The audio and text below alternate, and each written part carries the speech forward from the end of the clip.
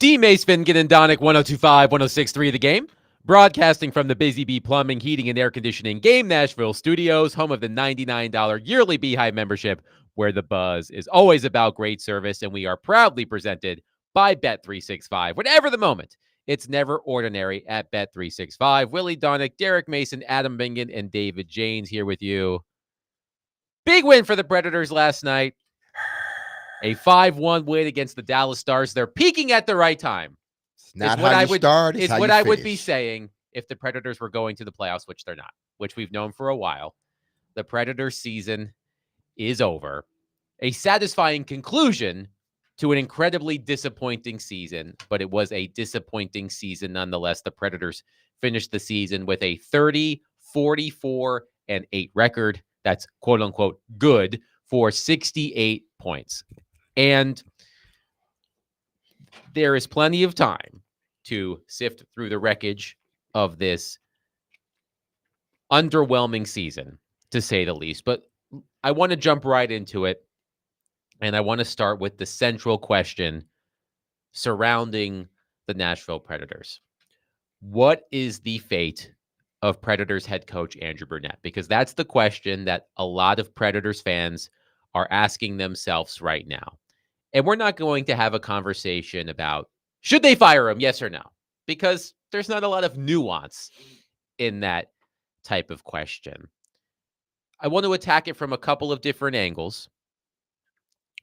The question that came to mind to me yesterday is, if Andrew Brunette returns as Predators coach, how can the franchise sell that to its fans? And I'm not saying it like, how can the franchise sell that to its fans? Like in a angry sort of way.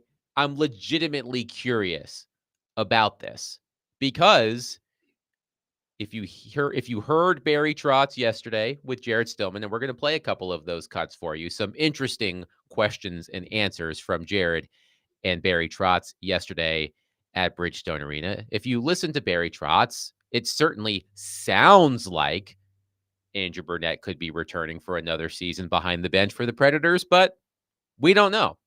So I want to hear from you right now, 615-737-1025. If Andrew Brunette returns as Predators coach, how can the franchise sell that to its fans? Is there something that they can say that can make you feel better about the idea of Brunette returning as coach? But I also want to give Willie and Derek the opportunity to answer that question. There are a lot of different ways we can answer it, but let's just start there, Willie. Brunette, we know, at least I know, and I think you know too, and Derek as well. I think Brunette is a good hockey coach. Is he the right coach for this team? That's a different question. But at the end of the day, the Predators, I looked this up.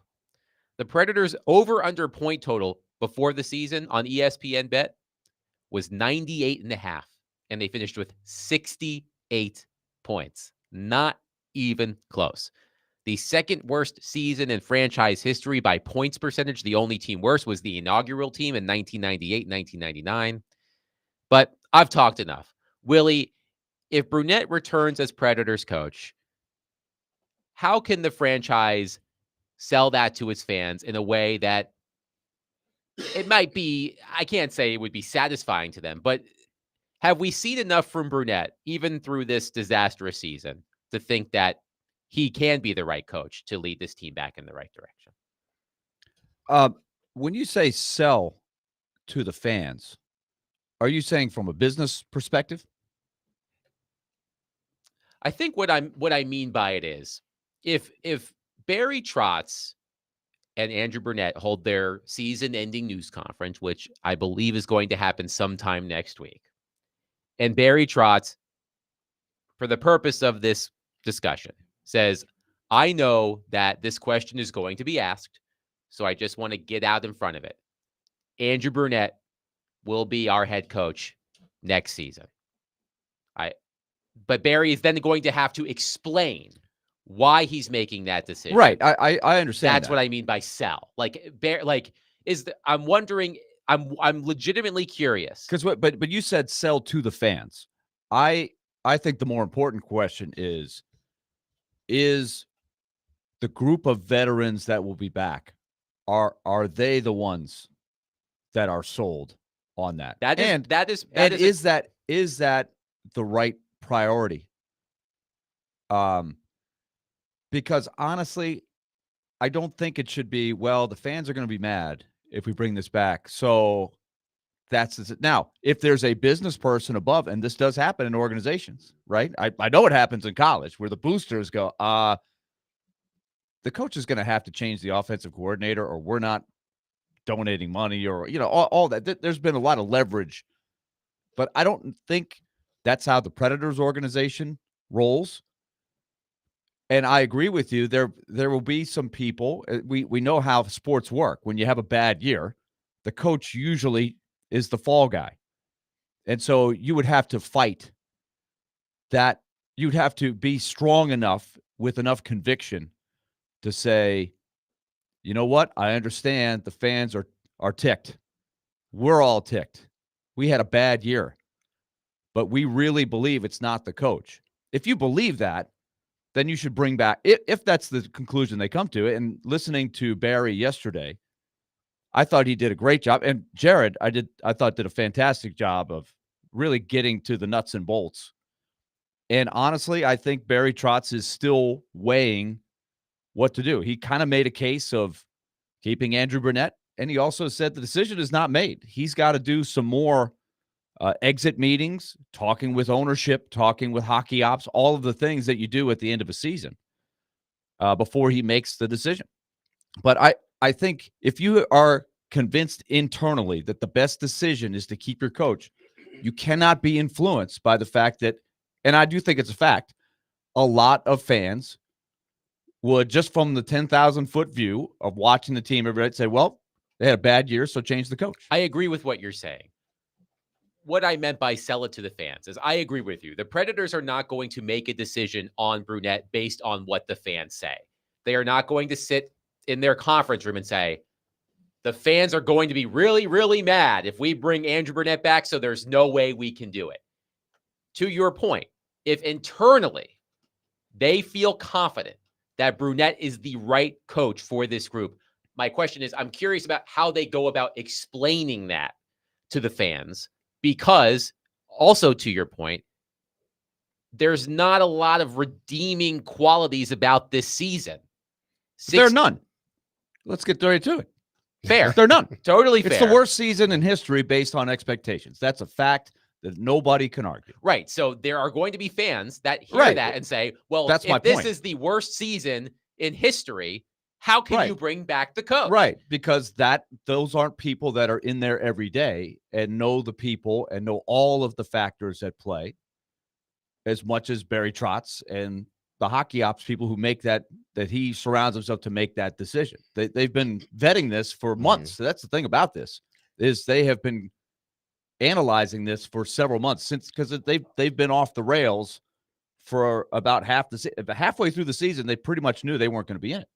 Before we get Derek's response, I do want to play one of the clips from Jared's interview with Barry Trotz yesterday. Jared asked Barry Trotz point blank if Andrew Brunette would be returning as coach next season. This is what Barry Trotz said. So are you ready today to say, hey, Andrew Brunette is coming back next year as the coach? No, not at all. I'm going to go through a whole process. Like I said, I'm going to talk to every player. I'm going to talk to every coach. Going to talk to all our management, and our decision will be based on that, ownership, everything. So I owe it to players, myself, management, all the owners. I got to do that process, and there's no time frame for me. Probably next week, once I get through all the meetings, then we'll sort of see where we are and go from there. But Andrew's a good young coach, and part of all this year is based on. I'll put blame on myself, put it on the coaching staff, I'll put it on the players, because we have to do that together, and we didn't get it done. See, this is interesting because it's sort of in a way like the John Hines sort of episode where at the end of the season, Barry, listen, you could say a lot of things about a lot of people within that organization or that team. But the one thing that is constant with one of these people in that organization that I know, that's Barry Trotz. He's going to be patient and methodical and think things out. That's what he's not going to allow a situation or a person to pressure him into making a move that he doesn't think he's in the right, or he doesn't have all of the information to move on. He did it with John Hines. He said, I will evaluate things after the season. I will talk to the players, talk to everybody else, get a sense of what's going on, and then I will make my decision. While we all wanted him, not all of us, but the large majority wanted him to make a decision right there, but he didn't. And he's going down that same path again. It's about those guys in the room. And I think one reason he's really going to be critical in this situation is because he brought these guys in here. So he can't just put all the blame on the head coach without, absolving some of it as well. Absolutely. So he knows that these are the guys that he wanted to go get, and you got to coach them. And I'm not saying that Coach Bruno they were not in sync with these guys, but this was his we are going for it moment in a sense. Like, these are the guys that this year or in 3 years, we are going to put ourselves in a position we're going to win a championship. So when you do that as a GM, you better, at the end of it all, if it's not going well, you better cross every T and dot every I. You better, because if you go off and fire the head coach and you continue to do the same things, the teams are going to be in the same situation, and eventually it's going to be your job that people are going to be looking at. So whatever decision I think he makes, I think he's leaning more toward, because he understands how much of culpability he has in this. I think he's going to allow Brunette to come back another year. But that's only, I think, after talking with the guys and seeing what the temperature in the room is with those guys. If those guys are good and they think Coach Bruno is the guy to move forward with, then okay, we're going to ride. But even as much as Barry would want to take on some of the blame, if the players don't feel it, you got to let him go. You just have to, because a lot of these players, and he talked about the core guys, a lot of these players are going to be here next year. Your core guys, the group of guys, especially the 3 you went and got last year, they're here. So they better like the system. They better like the coach. There better be a mutual respect with one another, because if it's not, Barry has no choice, but no matter how much he wants to take blame and wants to run it back again, he has no choice but to part ways. I agree with everything the two of you have said. I still remain curious about how the Predators would, for lack of a better word, portray that to their fans. Now, if you're talking about from a ticket sales, because this is something that I said about the Tennessee Titans, and I've said this over and over again. Consumers, after all. And I've said this over and over again with the Titans. Like, they better get it right, because when they move into that stadium, I understand they're telling us the ticket sales are great and all that other stuff, but there's one thing to tell us they're great, and then the first day it opens, you don't feel the good team in that building, and nobody shows up after the second or third home game. Because the first home game, people are going to come because it's a new stadium. But then if the product ain't where it needs to be, they're going to quickly leave. And that is what I think that's what I interpreted by what you're saying. That how do you sell it to a fan base that have been loyal to you? Because eventually, if you don't get it right, what happens? People start walking out the door. As Willie said, there is really nothing redeeming about this season. No. And did they have some just god-awful shooting luck? Absolutely. Did they also struggle to generate high-danger scoring chances on a regular basis? Yes. Major parts of this team regressed significantly on both ends, particularly defensively. Yes. And I know that at the end of the season, the Predators were fielding what could generously be described as a preseason lineup on defense. But the defensive coverage issues predate all of those injuries. They were struggling defensively before Roman Yossi was hurt, before Luke Shen was traded. They were struggling defensively. They took a major step back in terms of their ability to defend. Offensively, they could not score after bringing in 240 goal scorers in the offseason.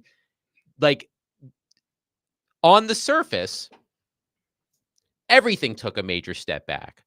And usually when that happens, someone pays the price.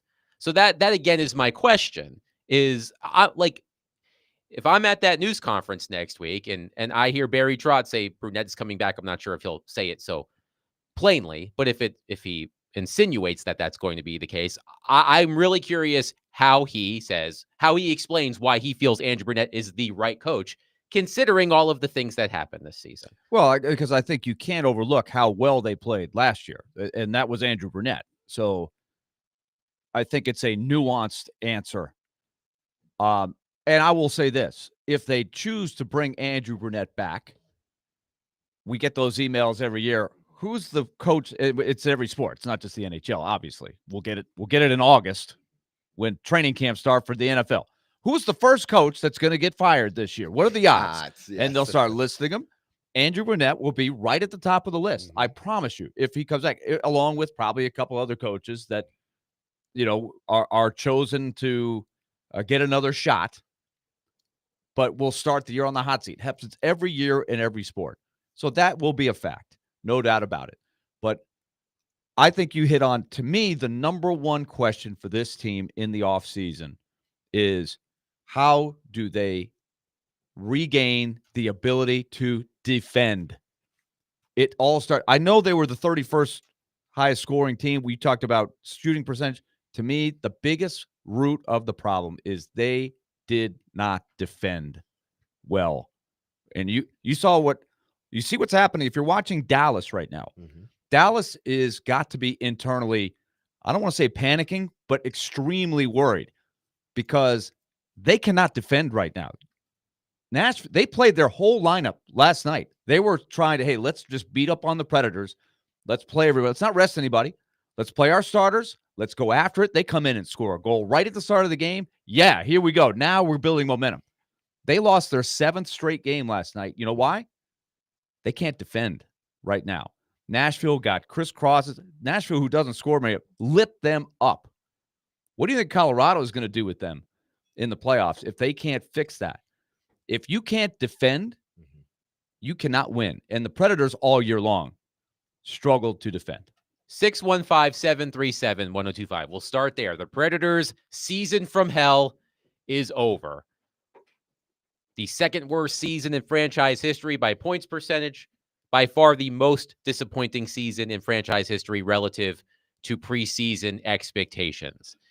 Your thoughts on Andrew Brunette, where the Predators should go from here, and is there any satisfactory explanation that Barry Trotz can give you if he decides to retain Andrew Brunette as coach? 615-737-1025. Our phone and text lines, as always, are driven by WilsonCountyHyundai.com. Tune in to 94.9 The Fan tonight as the Nashville Sounds take on Charlotte. Pregame begins at 5:49 p.m. and the first pitch is at 6:04 p.m.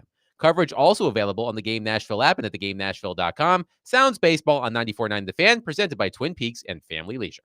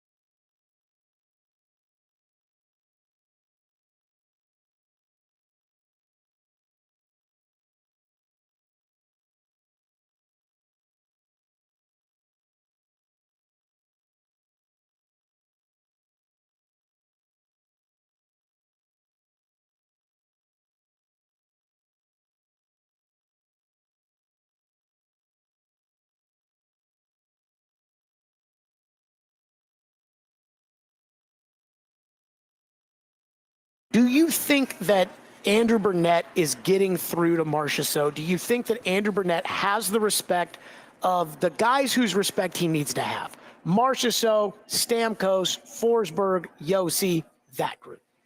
That's something that I'll investigate. That's why we do exit meetings. That's why we talk to players and coaches and all that. That's an important piece for decision making. Some teams do it a little different. I don't have the coaching career that I had. I don't think we have the foundational pieces in Nashville. If David Poile would have fired me again, year two, we were able to build something together, and that's what I want to do with Andrew and anybody I bring in as a coach and in my tenure as a GM. I want them to be part of a family, part of Smashville, part of the culture, all that's very important. So, I think, one of the things that Andrew and Marshy have in common is they're the same player. They're the exact same player. If you think about Andrew's career, Andrew was the top of the circles to the goal, below the goal line, created offense, and was terrific at it. And so was Marsha. So, and Marshy has some holes. Stammer has holes. Roman Josi has holes. Connor McDavid has holes. And he just meshing all those things together and understanding what the strengths of every player is, and really buying into those strengths, as well as trying to find the pieces that work with those strengths. And maybe that's where the discussions come. What pieces did we need for those players? That was Barry Trotz with Jared Stillman yesterday. Another important question that Barry Trotz is going to have to answer. Does Andrew Burnett have the respect of the veteran players on the Predators who are going to be around for a while? Yep. I think that would be my second question. After my number one question is, how do you get this team to defend better? That question you just asked to me is the second central question. Let's get to some of your reaction on our text line driven by WilsonCountyHyundai.com. One texter says, the question is, do you risk a third slow start and a coaching change in the middle of the season or not? If he's on a short leash, why not do it now? The franchise will be worse off with a mid-season firing because time and coach availability is down. One texter says, Austin says, I don't care what Bruno did last year. The question is, can he get this team to the cup? Right now, for me, the answer is no. One texter says, I really think Trotz will take some of the blame because the team really did not have a top-line center or a 1B defenseman to play next to Josi. I think that's how he sells Bruno staying. And Will, you and I were talking about this during the break. And Barry, those are very insightful texts. I think all have merits, all of those things. And you heard Barry Trotz refer to when I was a second-year coach, David Poile was patient with me. Mm-hmm. Don't forget that history, because I do think that resonates with Barry Trotz. Barry Trotz has done this throughout the season. Whenever he's been on with Jared, he's also done interviews with other outlets where he has said similar things. To me, the way I think you sell, quote unquote, Burnett coming back is Barry Trotz falls on the sword, so to speak. He says, I underestimated, which he has said many times before, I underestimated the amount of time it was going to take the legacy players, as he calls them, Stamkos, Marchessault, Shea. I underestimated the amount of time it was going to take those legacy players to adjust to their new surroundings. I misread our center situation. I should have been more aggressive in acquiring a play-driving center, for example.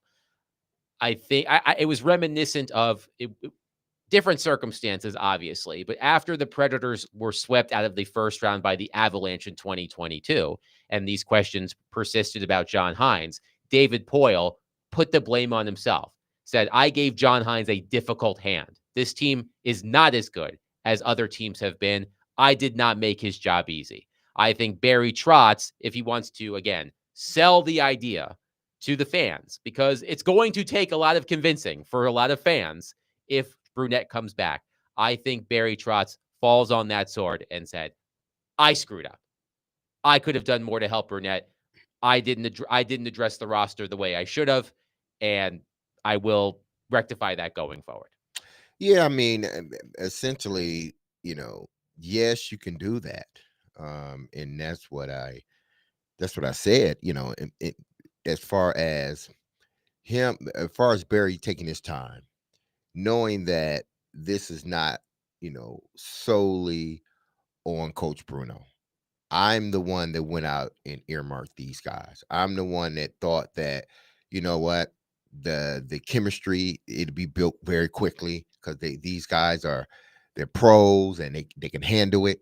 And he didn't take into account, maybe just maybe this may not work as quickly as you think. So he's going to take his blame of the pie, and he may take more just to sort of, get the heat off of Bruno.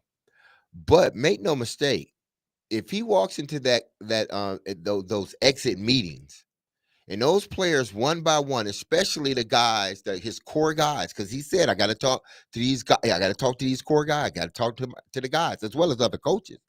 But if they walk in there and to a man make it seem like Coach Bruno isn't the guy, no matter how much of the sword or the blame pie he eats, he has to move. He has to part ways. He has to. I think that's why it was probably so hard to part ways with John Hines, because maybe some of those guys in the locker room, to a man, they like John Hines. They liked him as a coach. But Barry just felt that the organization, hey, we just need to go in another direction. Yeah, I know you guys may like him, but this go around, I think, especially those guys that he just brought in, guys that are going to be here. If these guys, along with some other guys, say he's not the guy, you gotta part ways with him. You just have to, for the sake of the chemistry in the locker room. Willie, you've touched on this throughout the season, and I would love for you to expand more. You've mentioned that Brunette, perhaps at first, maybe was not as open to making adjustments to a system, but over time realized that he needed to make adjustments to a system. He was open-minded to making adjustments to a system. How did you see that progress over the course of the season, if I'm remembering what you said correctly? Yeah, but that goes back to your original question of, if they choose to bring Andrew Brunette back, I think you will hear Barry Trotz take a lot of accountability, because I do think that is a big part of it. It's just so simple in a forum like this, talk radio or on social media, to say it's the coach's fault, it's the quarterback's fault. Or in hockey, it's the coach's fault, it's the goalie's fault, right? Look at the goalie. The goalie's numbers aren't good. Look at the quarterback's numbers aren't good. They got it. That's the problem. That's the problem. And it's so much more nuanced than that. And so I think Barry Trotz is going to ask himself, did I give Andrew Brunette the personnel that fits his system the way last year appeared to be a fit? It really looked good. But this year it didn't. It did not adapt, and it didn't go well. And you mentioned the legacy players, Brady Shea, Steven Stamkos, Jonathan Marchessault, all in 3 different places for a long time. And they did not adapt quickly and flourish at all. In fact, it went the other way. That puts the coach in a really tough bind. Now, is every coach going to be able to just magically say, okay, well, I've got to tweak this here, tweak this there? He absolutely did that, Brunette. But it didn't happen fast enough. They weren't able to, quote, find ways to win games in the meantime while they were trying to figure it out. So they were in a storm early, and he was not able to navigate them through the storm. Now, if you want to say that should cost you your job, okay, that's fine. But remember, also, he's a young coach. He hasn't been a head coach for very long. Is it possible that a coach can develop and learn from a bad year of how to handle it better next time? I think that's a question Barry Trotz is going to ask, because remember Barry Trotz. He lasted here for 14 years or 15 years. You think he was as good a head coach in year 2 or 3 as he was in year 10, 11? I think as you get more wisdom and you go through a lot of journeys, you get better at what you do. And so I think that is something. Remember, too, Barry Trotz handpicked Andrew Brunette. This would be one thing if this was still the coach that was the carryover from the David Poile era. It might be a little bit different for Barry Trotz, but Barry Trotz is building this. This is his Predator franchise. This is his handpicked coach. To bail on him after 2 years, I think would be something that would be tough for him to do. So I think at his core, he doesn't want to do it. But also there is the counter argument of, if I'm going to try to bounce back next year, I can't just be a little bit better next year. Bouncing back a little bit they're going to be better next year. But they've got to be way better if they're going to get back into the playoffs and have a chance to win in the playoffs, which is what they want to do with this group. By my quick math, they missed the playoffs by 28 points. The St. Louis Blues were the second wild card team with 96 points. The Predators had 68 points. So you're right about that big bounce back. 615-737-1025. We will continue to take your reaction as we begin the autopsy of the disappointing Predators 2024-2025 season. Call us, text us, 615-737-1025. Tune into Totally Hits 93.3 tonight as the Nashville Cats take on the Washington Wolfpack. Pre-game starts at 8:30 and kickoff is at 9, with coverage also available on the Totally Hits 93.3 app and at totallyhitsnashville.com.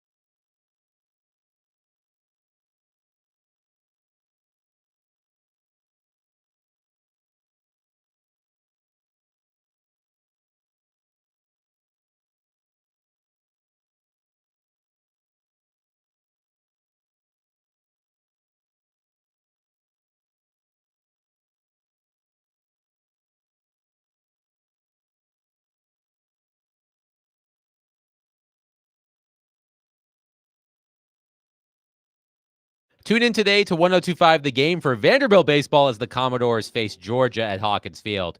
Pregame begins at 5:45 and first pitch is at 6. Coverage also available on the Game Nashville app and at thegamenashville.com. Willie Donick, Derek Mason, Adam Vingan here with you.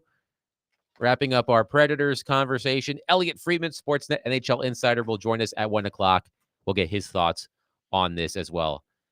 Also, the upcoming Stanley Cup playoffs, which begin on Saturday. Some more texts on our text line driven by WilsonCountyHyundai.com. Mike in Lebanon says, I love Trotz, but I blame him more than the coach. He needs to give the coach the player he needs.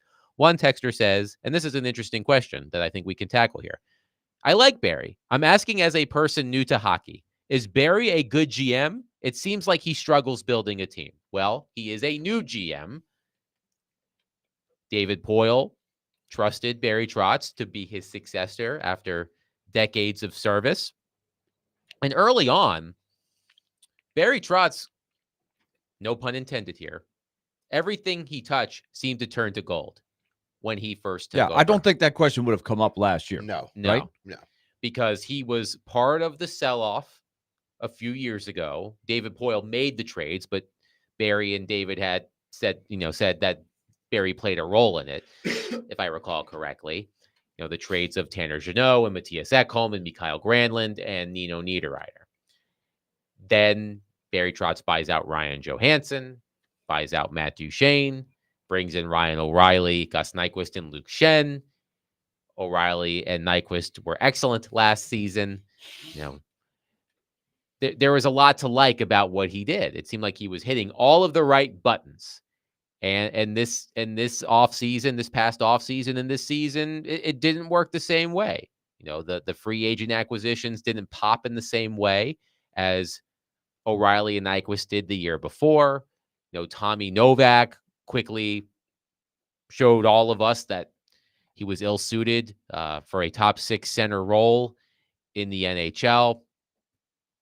Barry Trotz did a lot of redecorating this season. We did this exercise yesterday. I believe the count was 8 players who were in the starting lineup for the Predators on opening night against the Dallas Stars were not in the lineup last night in the season finale against the Dallas Stars, solely based on players who were either traded or waived. Gus Nyquist was traded. Dante Fabro was waived. Luke Schenn was traded. Alex Carrier was traded. Mark Jankowski was traded. Tommy Novak was traded. He did a lot. Scott Wedgwood was traded early on in the season. A lot of redecorating. So I think that Barry Trotz has shown that he does have some chops at being a good general manager, but he's still a young general manager in terms of experience. So I to answer the question, I think he can be a good GM, but this season he certainly took a step back in the personnel department. Yeah, I think for everything that went right last year, it went the other way this year. So his batting average is evened out, right? So time will tell.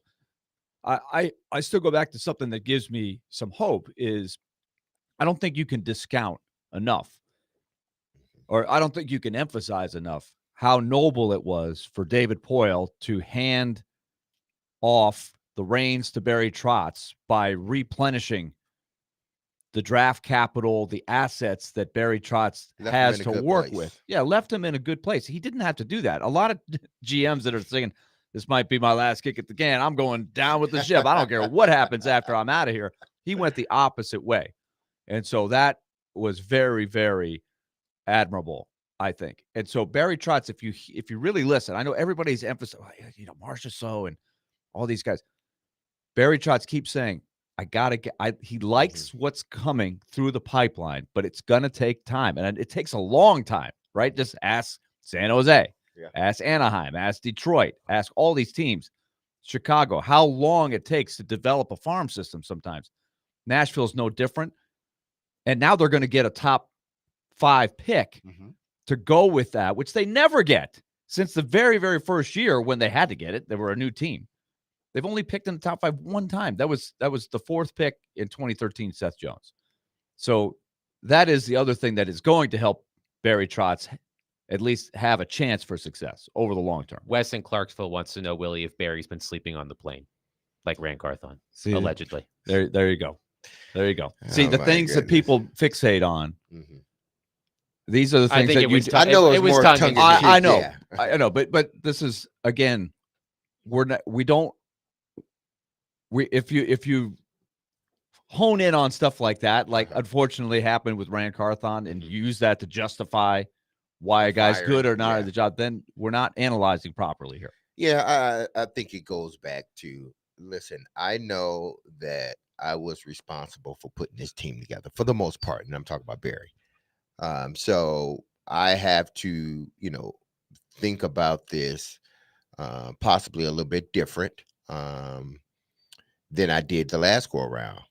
Because again, as Willie noted, listen, he was left, meaning Barry Trotz, with things seeming to be, in good standing, at least, especially for the future. He was left in good hands. A Exactly. war chest of prospects and draft Right. picks. Absolutely. But not an existing group of core players. Yeah. As you said, Yes. the middle class, Gentry Entrance is the one that coined that. I got to give him credit on that. But the middle class of the roster is the weakness, and that is what he inherited. Yeah, so he inherits a team, but he also inherited a coach, you know. So when you evaluate that coach that you didn't bring in, you evaluate him differently than the coach you did bring in and the team you set up for that coach. Yes, he did take some of, the blame for, hey, listen, we put, especially with some of the trades in the middle of the season, we put Coach Hines in a bad situation. He made the best. We didn't put him in a situation that was ideal because of the trades. It ultimately ended up working out well because the guys played pretty good, in the second half of the season. But he stood up and he said, I didn't put him in the best position, but he went out there and he coached his tail off, and that team was pretty good. But it's different when you brought that coach in. You can say that about Coach Hines and know you put him in that situation, but still let him go because I didn't bring him. He's not my guy. I may like him, but he's not my guy.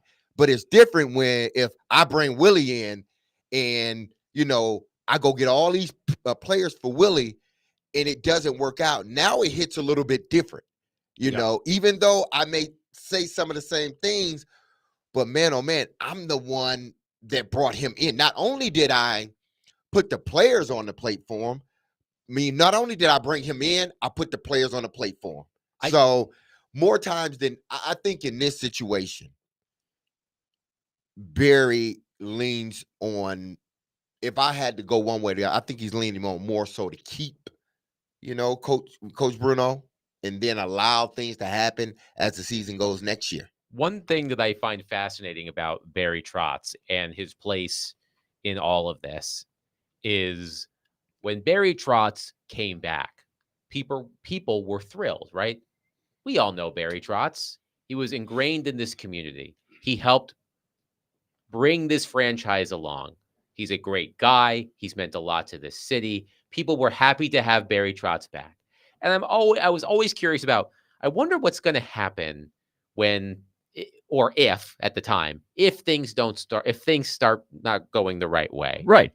Because of the warm and fuzzies people have for Barry Trotz. Now, people have and I think couple that with, they wanted something new because David Poile had been here for so long, right? And I don't think there was, David Poile doesn't know what he's doing. I think there was just a lot of, hey, what would it look like if we had something different? And you get somebody like Barry Trotz, who was revered by that same fan base. I remember writing after the Predators announced the succession plan that David Poile's decision to retire was the most popular decision he had made among Predators fans in a very long time. So I agree with you there. And people were happy to have Barry Trotz back. I know he experienced this as a coach, I'm sure, near the end of his tenure in Nashville. We love Barry, but it's probably time for a change.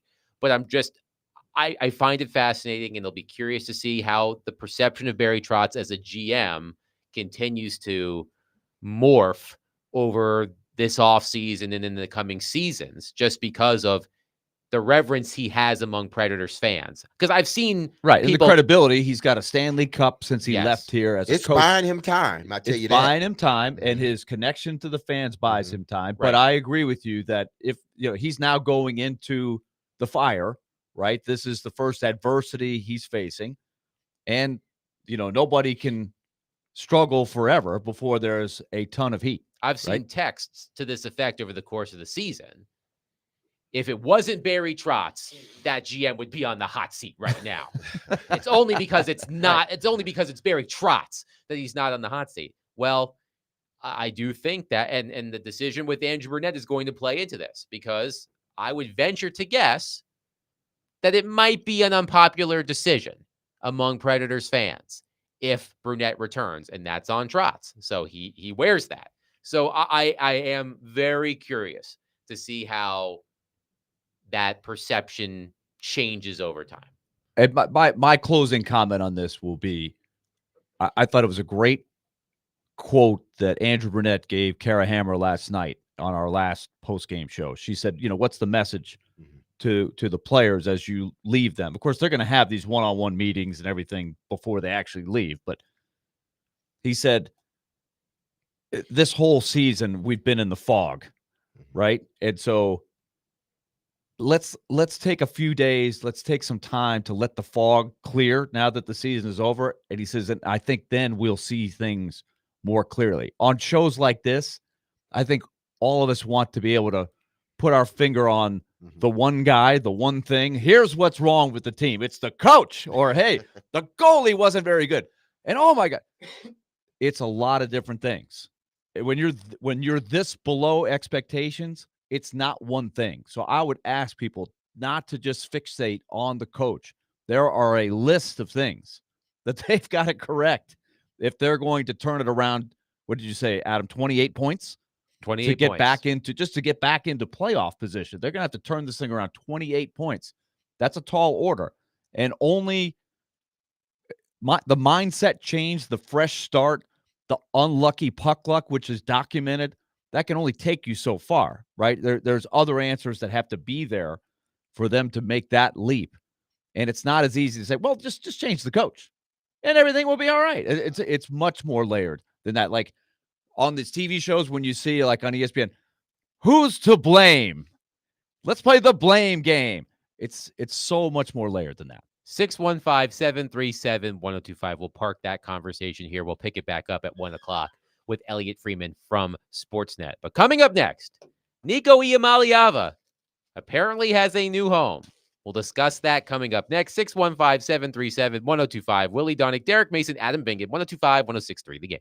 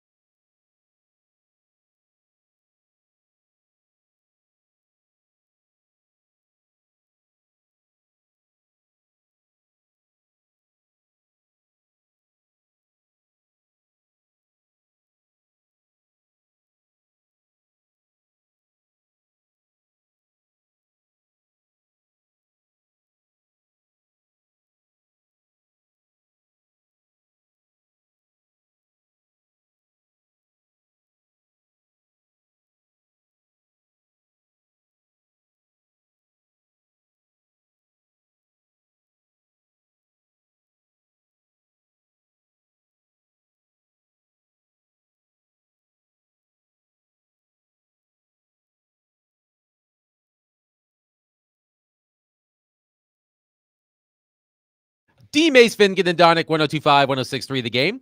Broadcasting from the Busy Bee Plumbing, Heating, and Air Conditioning Game Nashville studios, home of the $99 yearly Beehive membership, where the buzz is always about great service, and we are proudly presented by Bet365. Whatever the moment, it's never ordinary at Bet365. Willie Donick, Derek Mason, Adam Vingan here with you. Nico Iamaleava reportedly has a new home. Of all people, Colin Cowherd tweeted yesterday afternoon, quote, "I am told moments ago Nico Iamaleava is going to UCLA. Family still claims it's not," in all caps, "not about the bag emoji. It's not all about the money," but he used the little emoji with The the bag with, of money. Yeah, with the bag of money.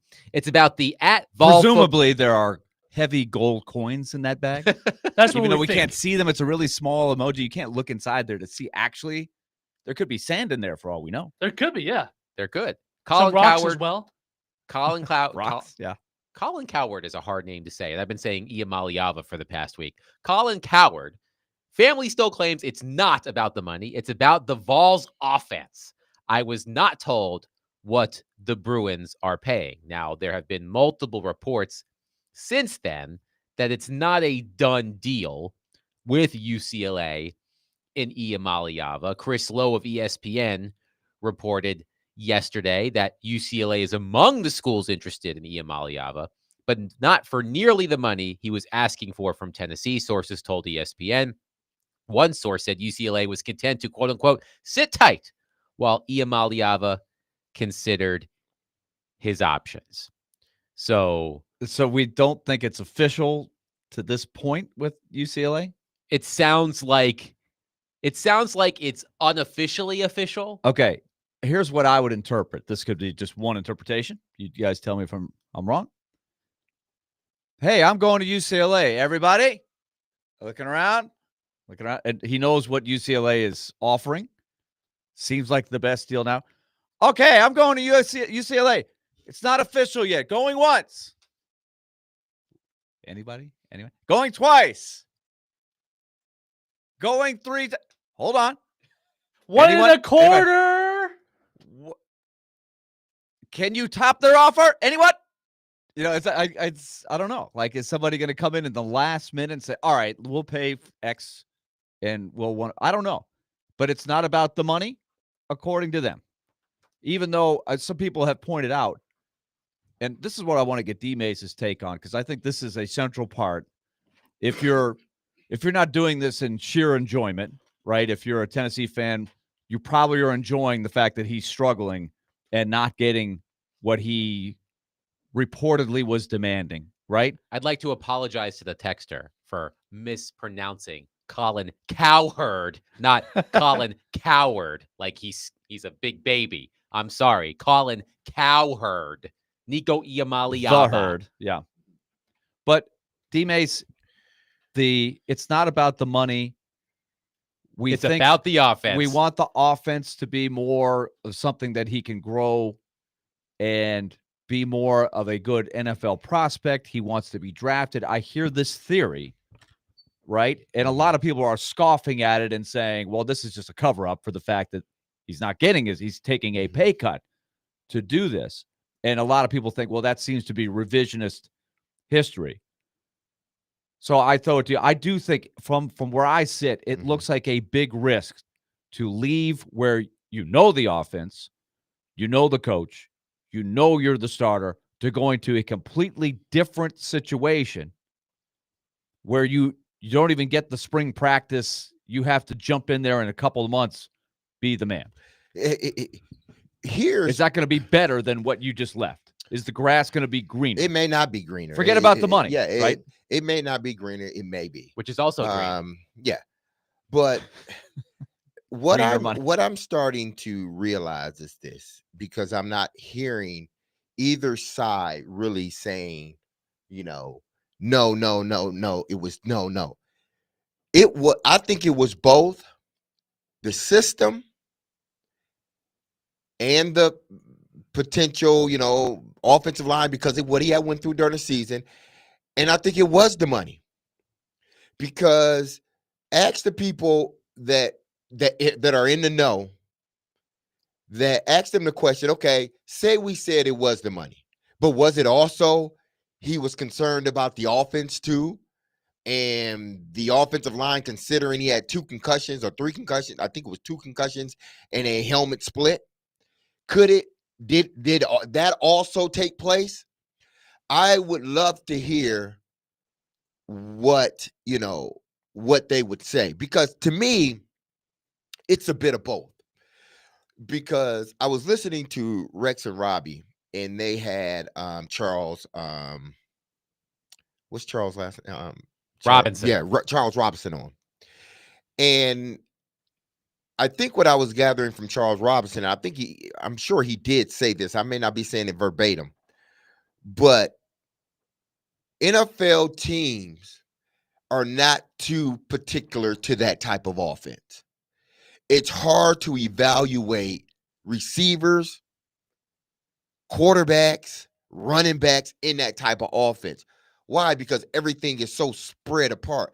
I know the NFL is starting to do that, but still, the NFL is a compact sport. It's compacted. It's not as wide and taking advantage of the whole field like college does. The hashes are wider in college. That makes a difference.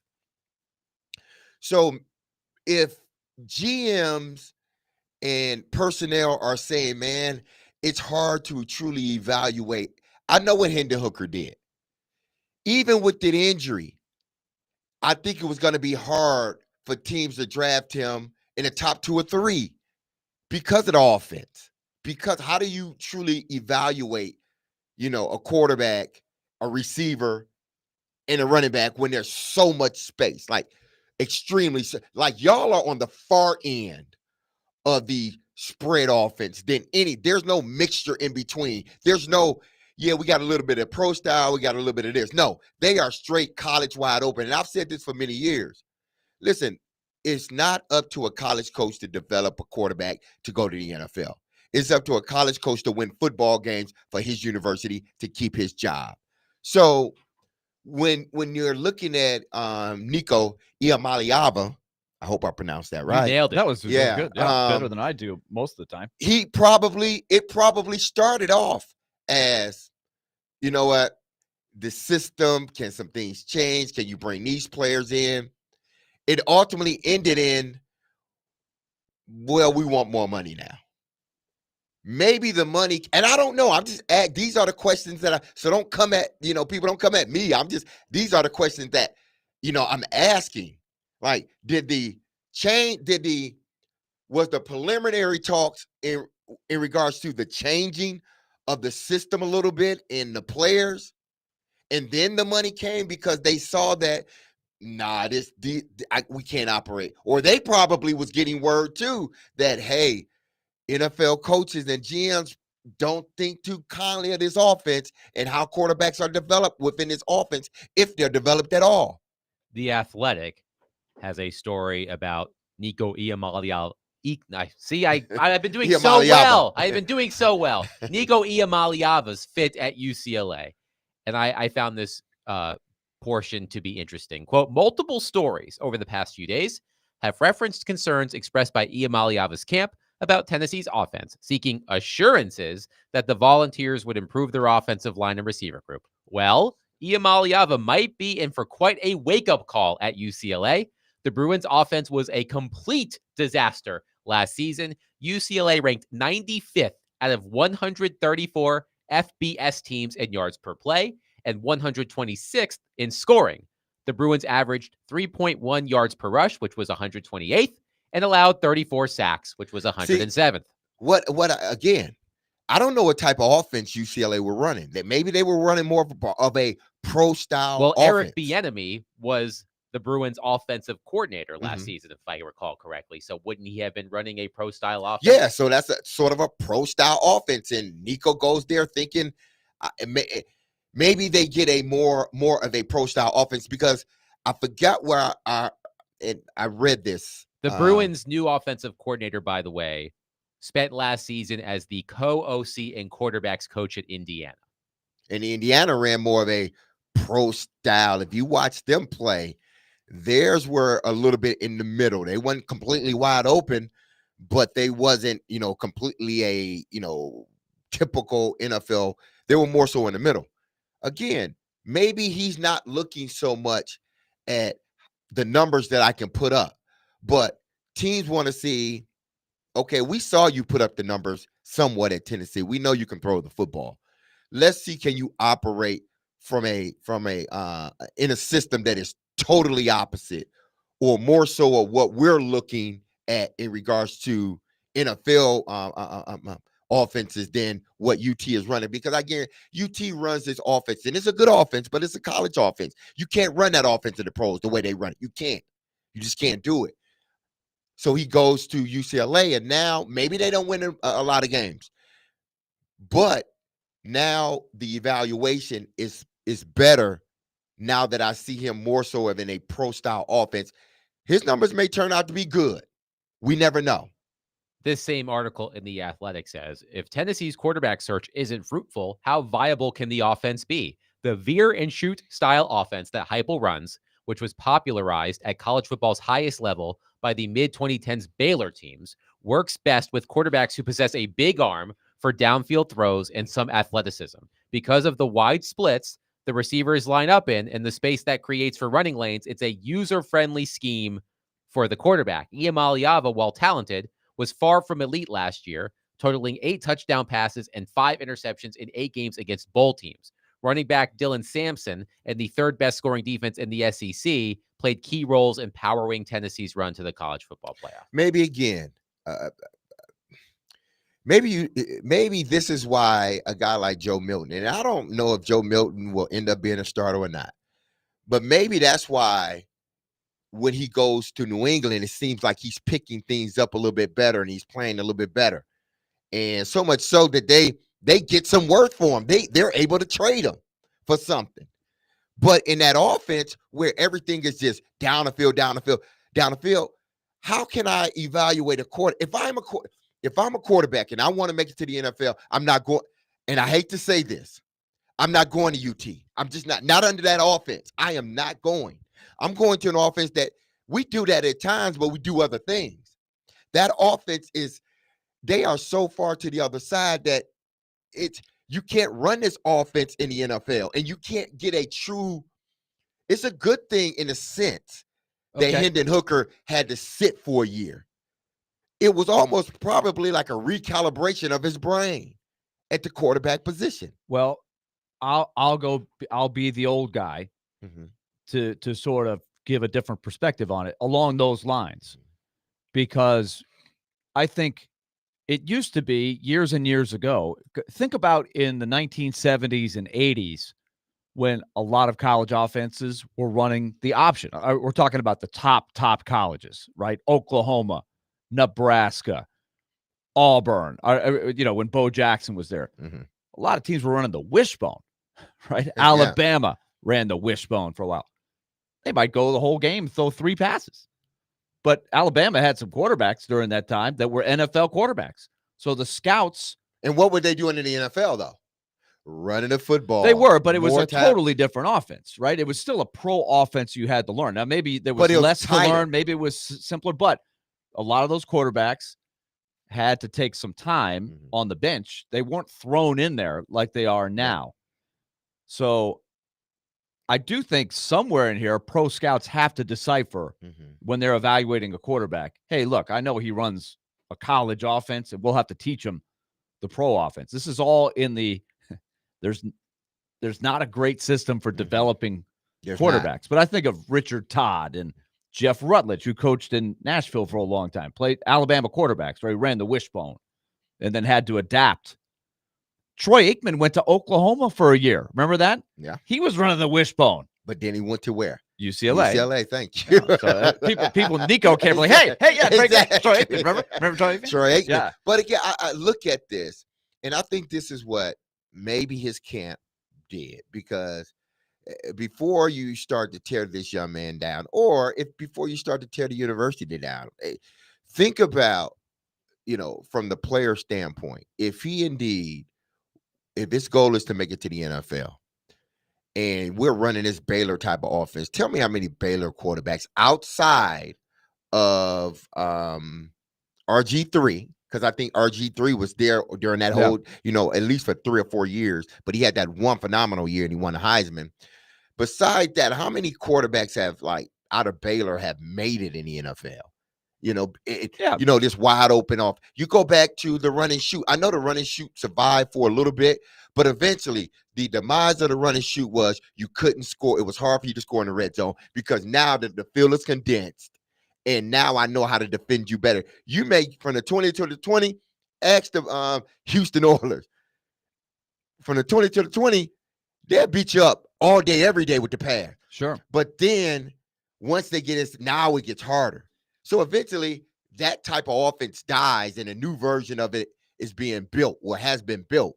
But yet and still, you can't. So the NFL knows it can't go so far to the left like UT is at as far as their system, or the right, whichever way you want to say it, where UT is at, because they're not running that type of. The NFL is not conducive to that type of system, and it's hard to evaluate a quarterback. That's why for Hendon Hooker, it probably was the best thing for him, in a sense, from a learning standpoint, that you had to sit a year, because if you're healthy, they're throwing you in there right away, and you go ask Marcus Mariota, prime example. Ask Marcus Mariota. It took him a minute to adapt to the system, but yet and still, he had that 1 year, and after that, they were like, we got to make some changes now. 615-737-1025. Your thoughts on UCLA reportedly being the destination for Nico Iamaleava. 615-737-1025. The NFL draft, first round, thankfully, 1 week away, 1 week from today. And you don't want to miss Nashville's best NFL draft coverage on the Game Nashville Sports Network. We will be broadcasting live from Twin Peaks in Madison on April 24th. And on Friday, April 25th, live from Boomba's Pizza and Watch Bar in East Nashville. On Thursday, it'll be Jared Stillman, Derek Mason, Chris Sanders, and Trevor Maddich. And I believe on Friday, it will be Chase McCabe, Joe Rexrode, and Chris Sanders. Coverage begins at 6 p.m. each day, presented by Hardee's, Parman Tractor and Equipment, Twin Peaks, Hiller Plumbing, Heating, Cooling, and Electrical, Shane Co., and Professional Home Improvements.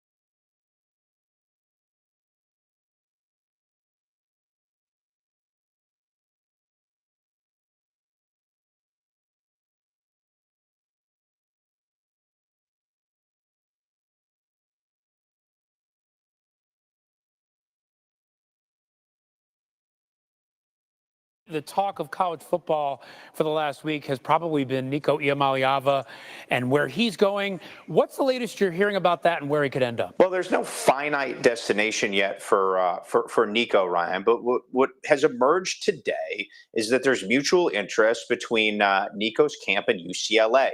UCLA was, from the start of this, the most logical ending point for Nico Iamaleava. And the sides are in talks right now. From talking to different sources, I've been cautioned that there's a process that would have to play out here. We've seen enough twists and turns in the Nico saga where we don't want to get premature on anything. But considering he's from Los Angeles, his brother had been committed there. He's actually from Long Beach. I don't want to offend anyone in LA. His brother Madden had been committed there before flipping to Arkansas. There's history with the family at UCLA. And for Coach Deshaun Foster, coming off a 5-7 debut season, a 3-6 record in the Big Ten, he would be a marquee recruit. Nico Iamaleava obviously led Tennessee to the college football playoff last year. He's got a 5-star pedigree. He's from right around the corner, so that it would make sense for both sides to give Nico a reboot there and give UCLA's program an adrenaline jolt with a player from its backyard. Could be a huge. That was Pete Thamel of ESPN talking about Nico Iamaleava and UCLA. Can I ask a quick question about the narrative that I keep hearing with this? There's a relationship there with the brother who flipped at the last minute and didn't go to UCLA. Is that a great relationship? That's not a good relationship. Like, Yeah, there is a relationship Yeah, there. there's a relationship, but not a good one. He spurned us at the last minute. Speaking of He's not problematic, here. speaking of problematic relationships, It'd be like, oh, come play with your brother. Oh no, he didn't go here. He went to Oklahoma. They make What? it seem like a good thing.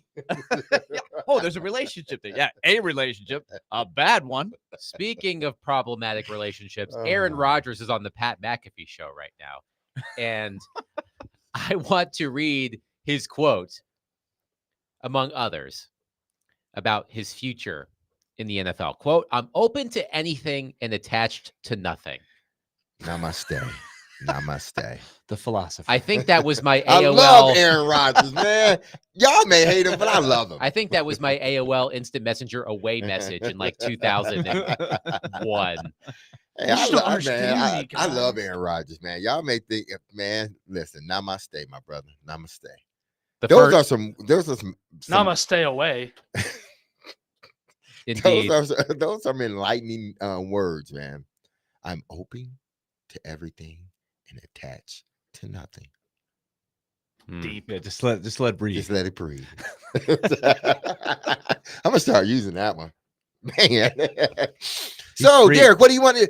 What do you want to do? Listen, I'm open to anything, but attached to nothing. Sorry. That's a great reply on our text chain.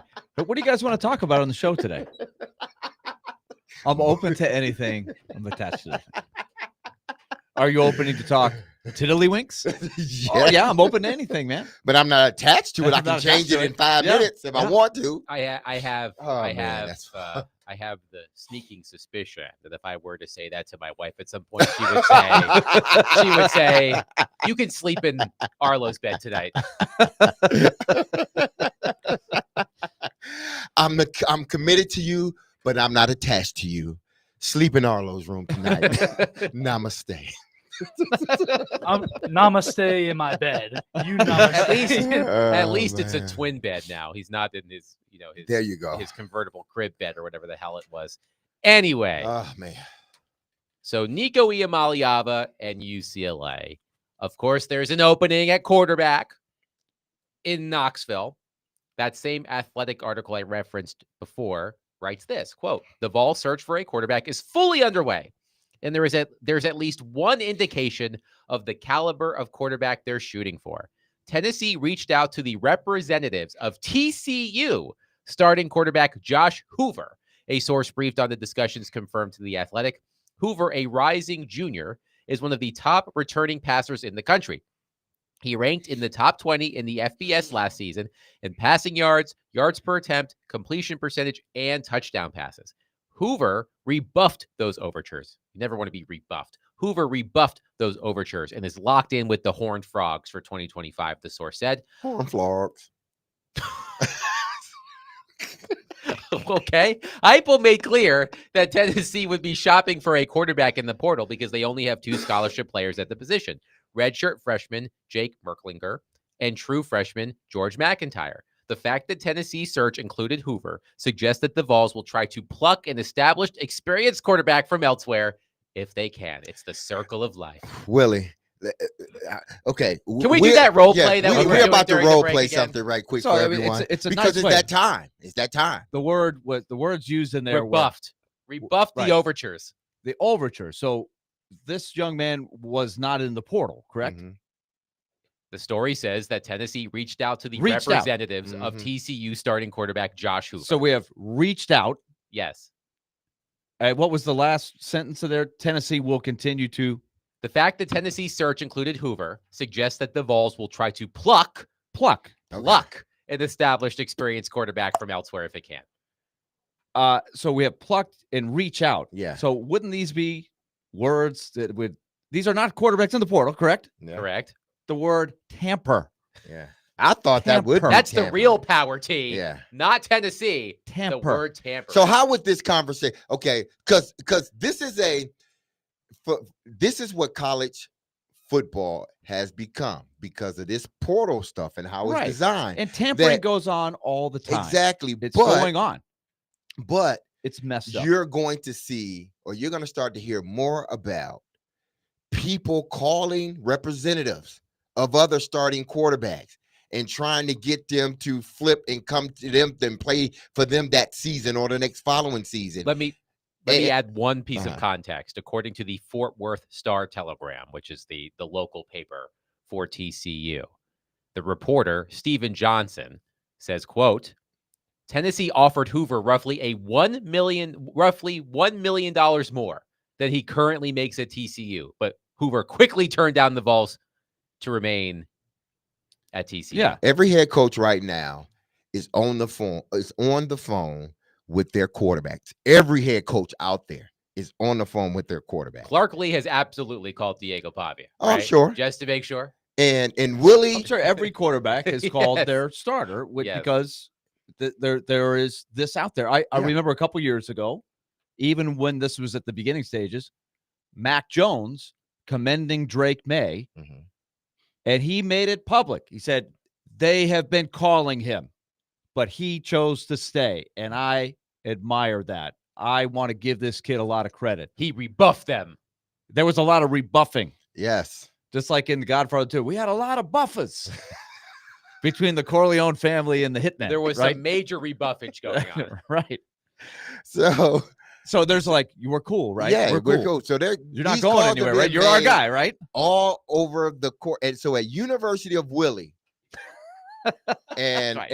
and you know, I'm the quarterback. Yeah. Is And- it the and somewhere- University of Willie or Yeah. Willie University? we Because call you it have to Willie be very University or the careful. University of Willie University. The Fighting Williams. And I'm over here at Mason University.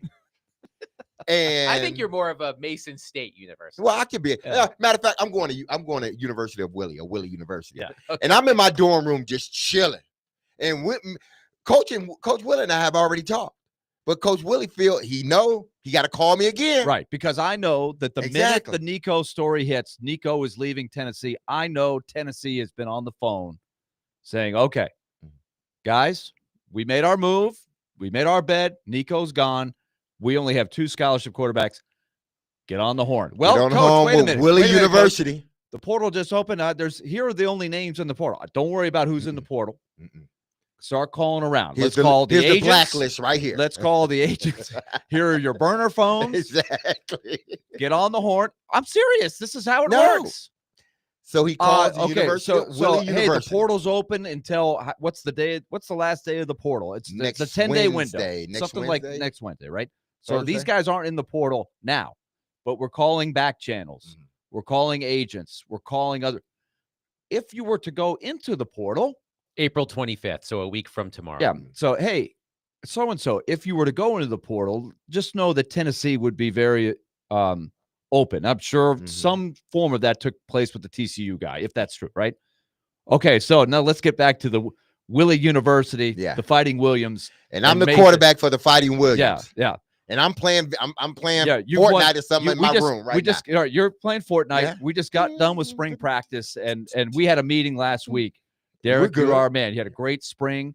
You've been here for 2 or 3 years. I know you've been waiting your turn. You're on the rise. You've done a great job for our program. You're our starting quarterback. So now I'm calling you playing Fortnite. Hey, Derek. Coach, man. Derek, this is Coach Willie. Hey, Coach, what's going on? Hey, man, just wanted to double check. Piece of that pizza, man. You're yes, Coach. You're happy here, right? At Willie U? Yeah, Coach.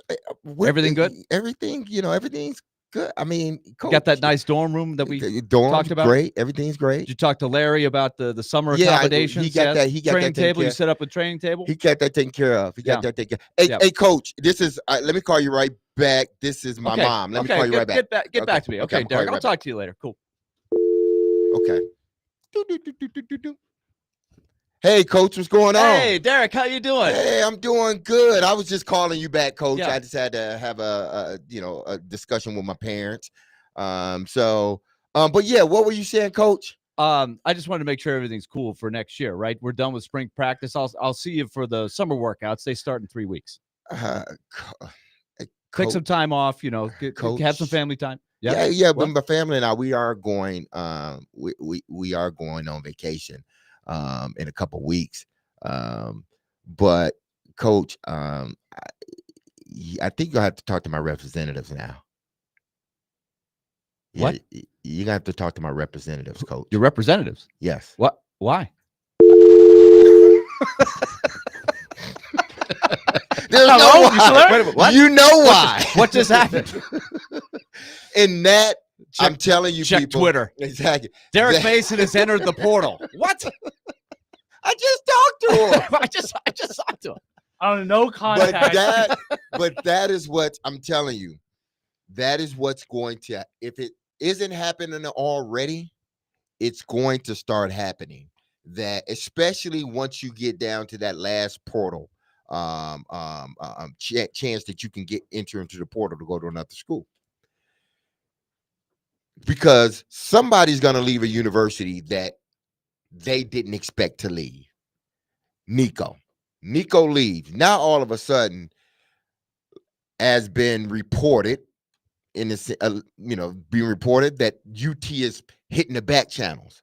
There's going to be more back channel, calling than anything, especially this last period where you can transfer. Because I think this is it. Like, if you get into the portal and then you sign with that's crazy that I'm saying you sign with another school. And I don't mean signing a letter of intent. I mean signing a contract to get paid. That's crazy that we went from signing a letter of intent to signing, It's like, Derek, we just talked. I've known you since you were 15. I've been recruiting you since you were a sophomore. Like, this could happen. New right? phone, who dis? Yeah. Right.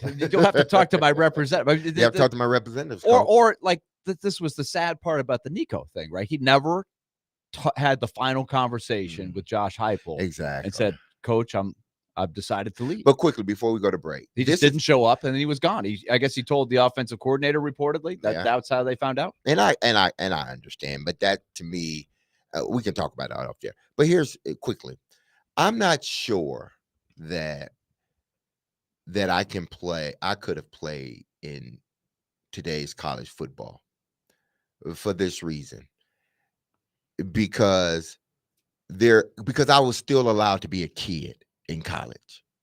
I didn't have to worry about, even, I had my worries, little things, but I didn't have to worry about whether, an agency was trying to get me moved or something like that. Even though, I can't say I'm not leaving. Yeah. But that's too much pressure to put on a 17, 18, 19-year-old.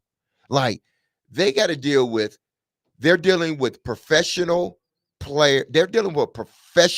problems, all while trying to be a teenager or a kid or a teenager. You're trying to make professional decisions while still trying to be a college student, a 17-year-old teenager, 18, 19. But you got to now these decisions need to be made. And a lot of times it's not you that's making the decision for you.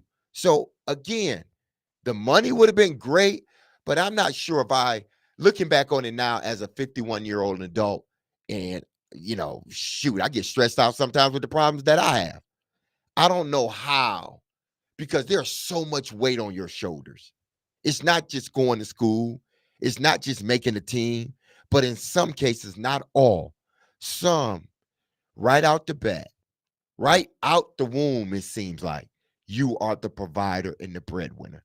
And that is unfair to these kids. 615-737-1025. We'll take your thoughts on all of that, plus what one prominent college football coach said about the situation at Tennessee. We'll get to that next. 615-737-1025. Willie Donick, Derek Mason, Adam Vingad, 1025, 1063, The Game.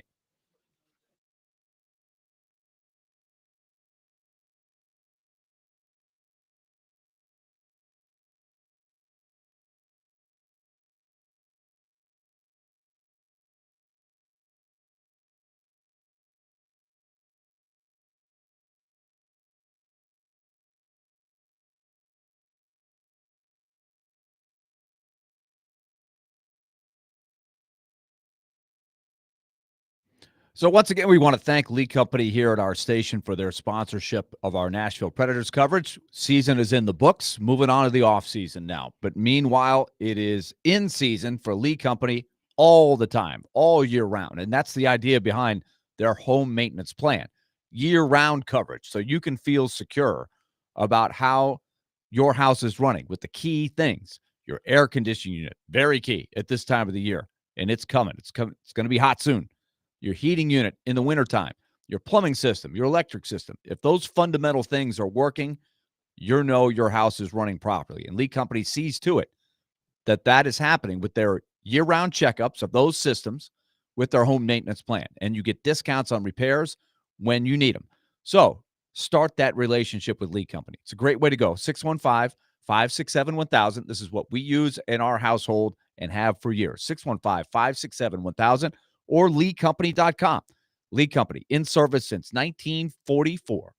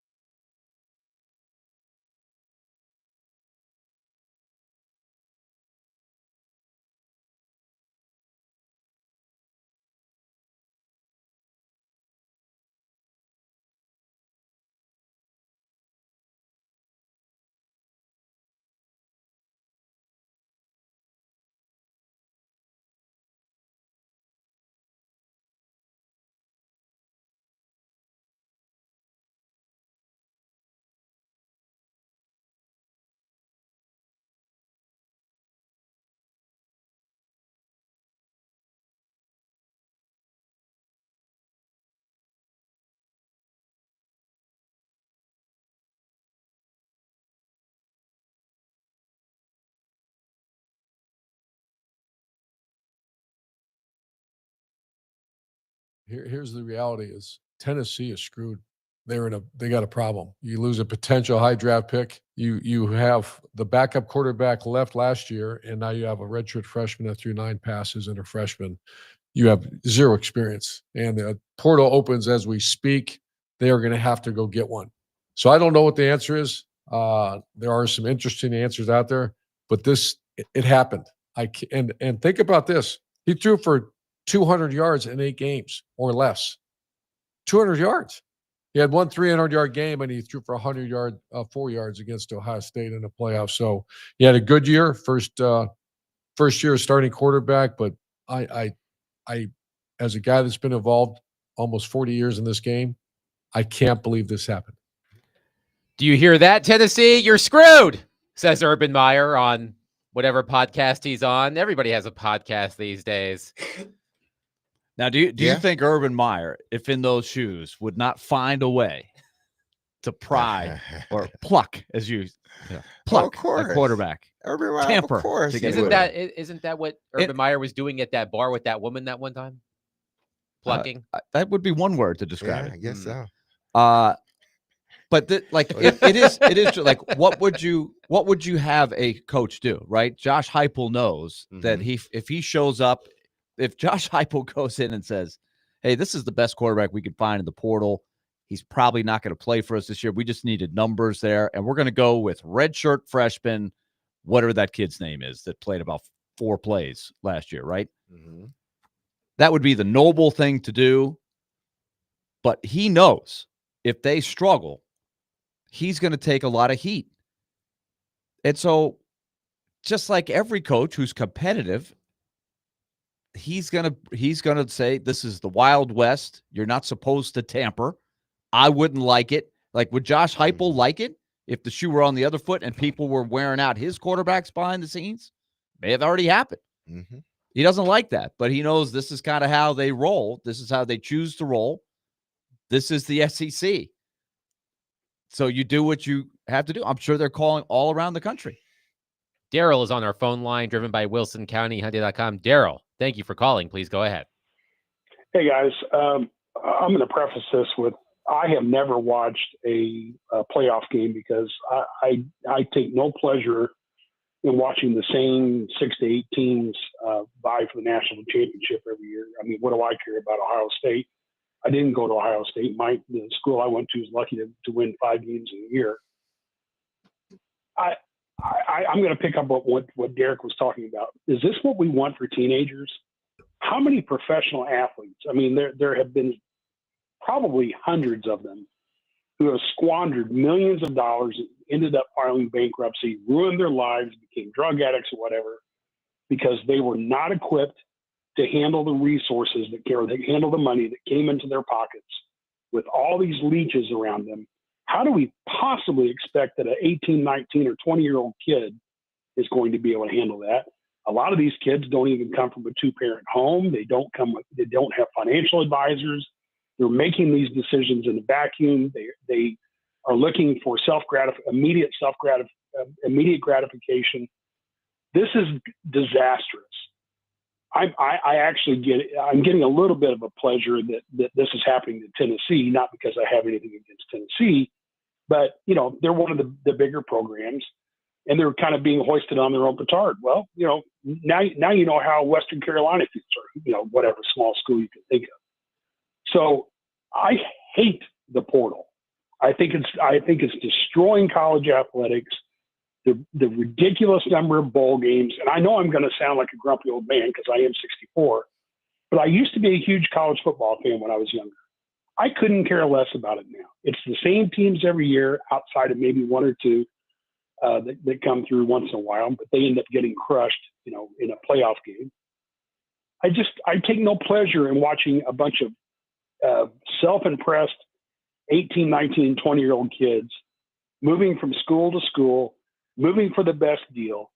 And the bigger schools, Ohio State and Alabama can laugh all the way to the bank, but most of college football is being ruined by this, and nobody cares. And I hate it. Thank you for the call, Daryl. Thank you, Daryl. Listen, there's going to be collateral damage around the board because of what has happened over the last 2 years, 2 or 3 years since NIL has sort of gotten into the bloodstream of college sports. But let's make no mistake, it's the arrogance of the NCAA, where this should have been handled long ago. You knew it was coming down the pike. Maybe you thought, it's not going to come when as long as I'm heading things up. But the joke's on you now. Now it's here. Now you have no you have no guidelines or no rails. Well, you do, but again, they are so loose that you might as well not even have them. They're just there, just to be there. I believe, but because no one wanted to, do the things necessary and make the decisions necessary that would help the whole, not just the ADs or the universities or the presidents, the whole, meaning the student athlete, then this is the problem that we're in now. It's a problem. It truly is. And I don't know, how do you resolve this issue? How do you fix this problem?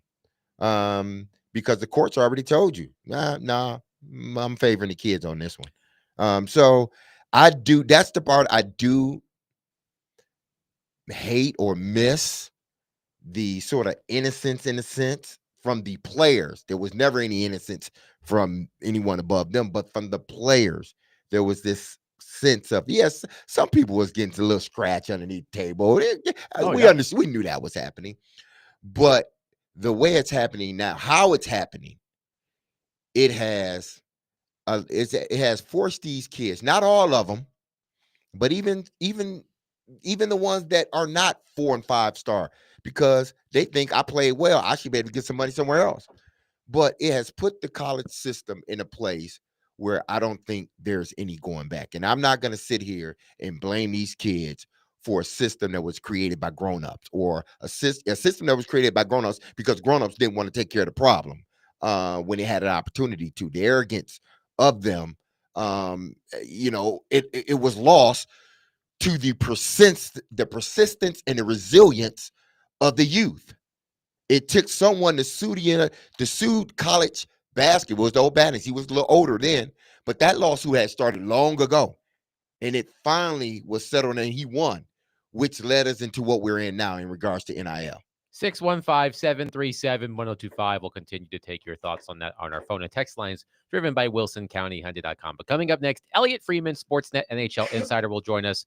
We'll pick up where we left off earlier with the Nashville Predators. Also look ahead to the first round of the Stanley Cup playoffs. Coming up next, Willie Donick, Derek Mason, Adam Vingan, 102.5, 106.3, The Game.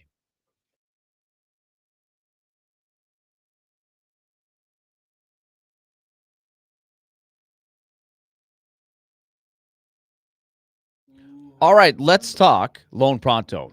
You may be envisioning, with the weather warming up, you've got a vision for a nice new outdoor patio or something else, an add-on to your home. Maybe build out, instead of a porch, you've got that extra room, that extra bedroom that's going to make your property more valuable, but you just need the cash to utilize it, to execute it. Well, Lone Pronto is there for you. And interest rates have plummeted, so this is a great time to call Lone Pronto right now and see what rate they can get you right now, because your home's equity can be a great engine for you to be in a better financial position, whether it's the home improvement vision, or just to pay off some bills that have some high interest with the monthly payments. They can put you in a better spot. So give the folks at Lone Pronto a call. I've been working with these guys for a while. They have done a great job for us. 615-499-5780. That's 615-499-5780, or go to loanpronto.com. That's loanpronto.com. Do the smart thing and get that money that you need through the folks at Lone Pronto. Equal housing lender, NMLS 166-1781, subject to lender approval, NMLSconsumeraccess.org.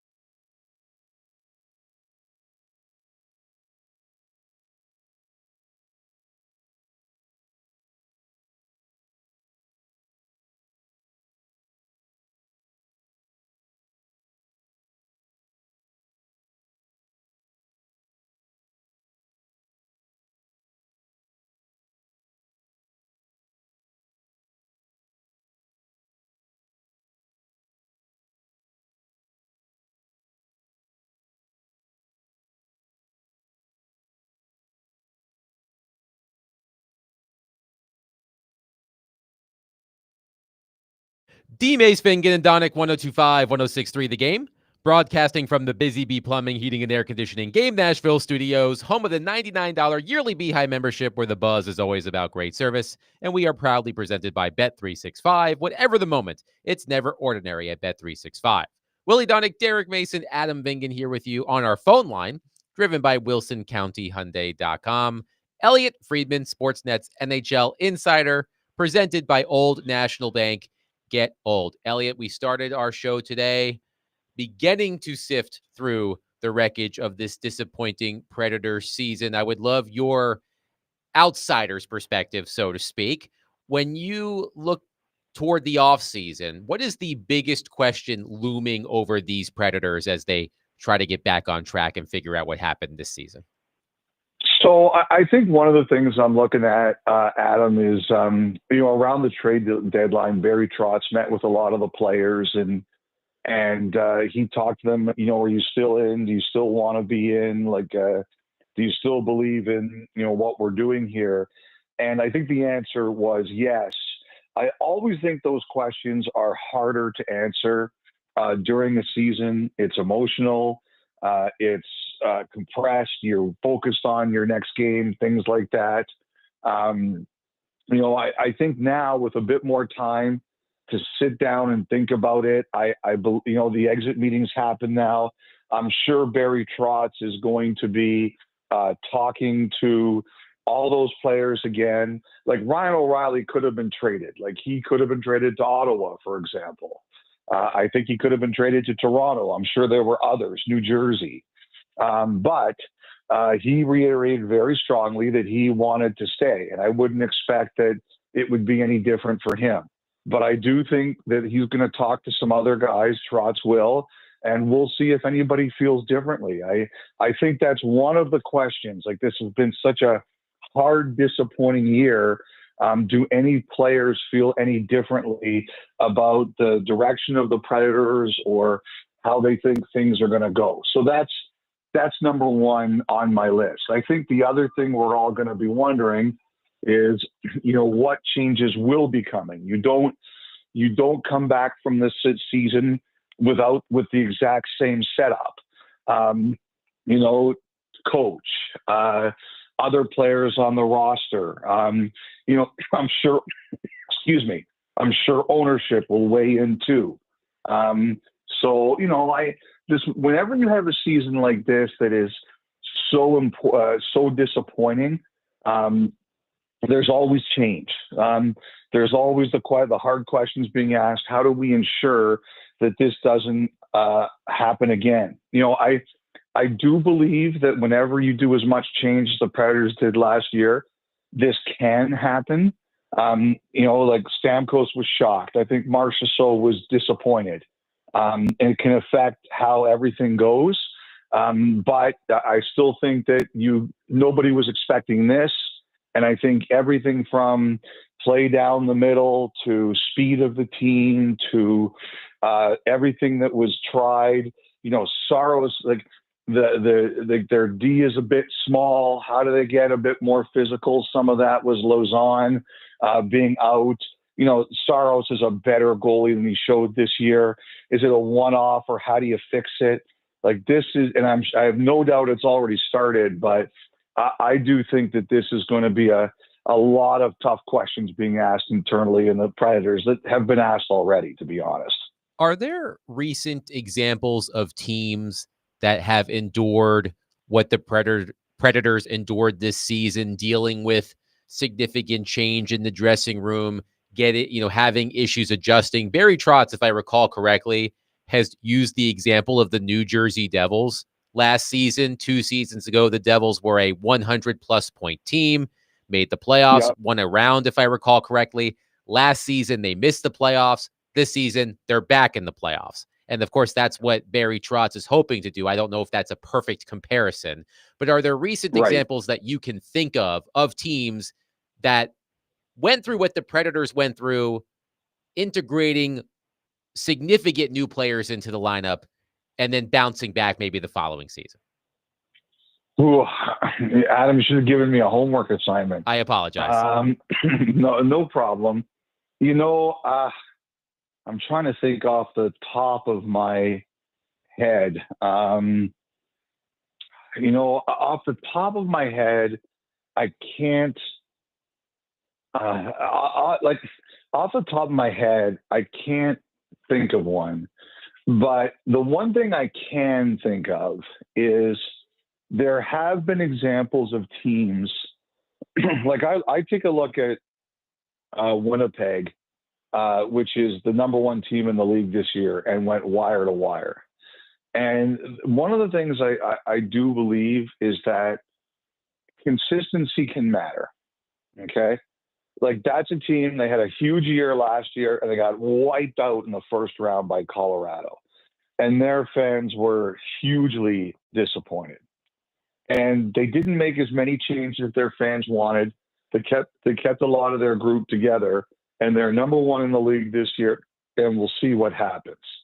I do think that you can't change all the time. And, the one thing, like, you'd have to show me in Nashville's case, Adam, where it would be better or what a path would be better to completely flush it out, change everything, and start again.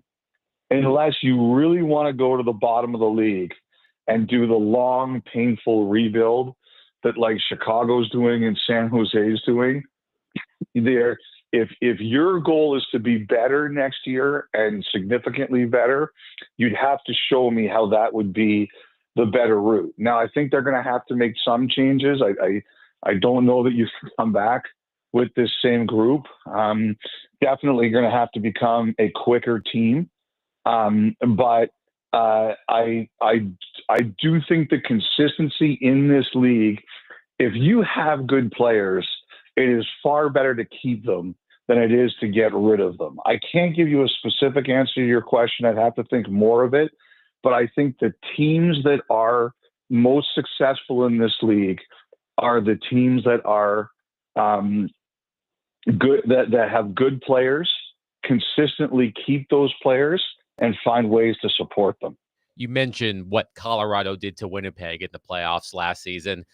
I'm starting to wonder if Colorado might do the same thing to Dallas in the first round of the playoffs. The Stars were here. The Stars were here last night. They lost 5-1. They're winless in 7 consecutive games. Jason Robertson suffered an injury last night. Miro Heiskanen, his status is uncertain. I'm a little worried about the Stars. What do you make of that situation in Dallas?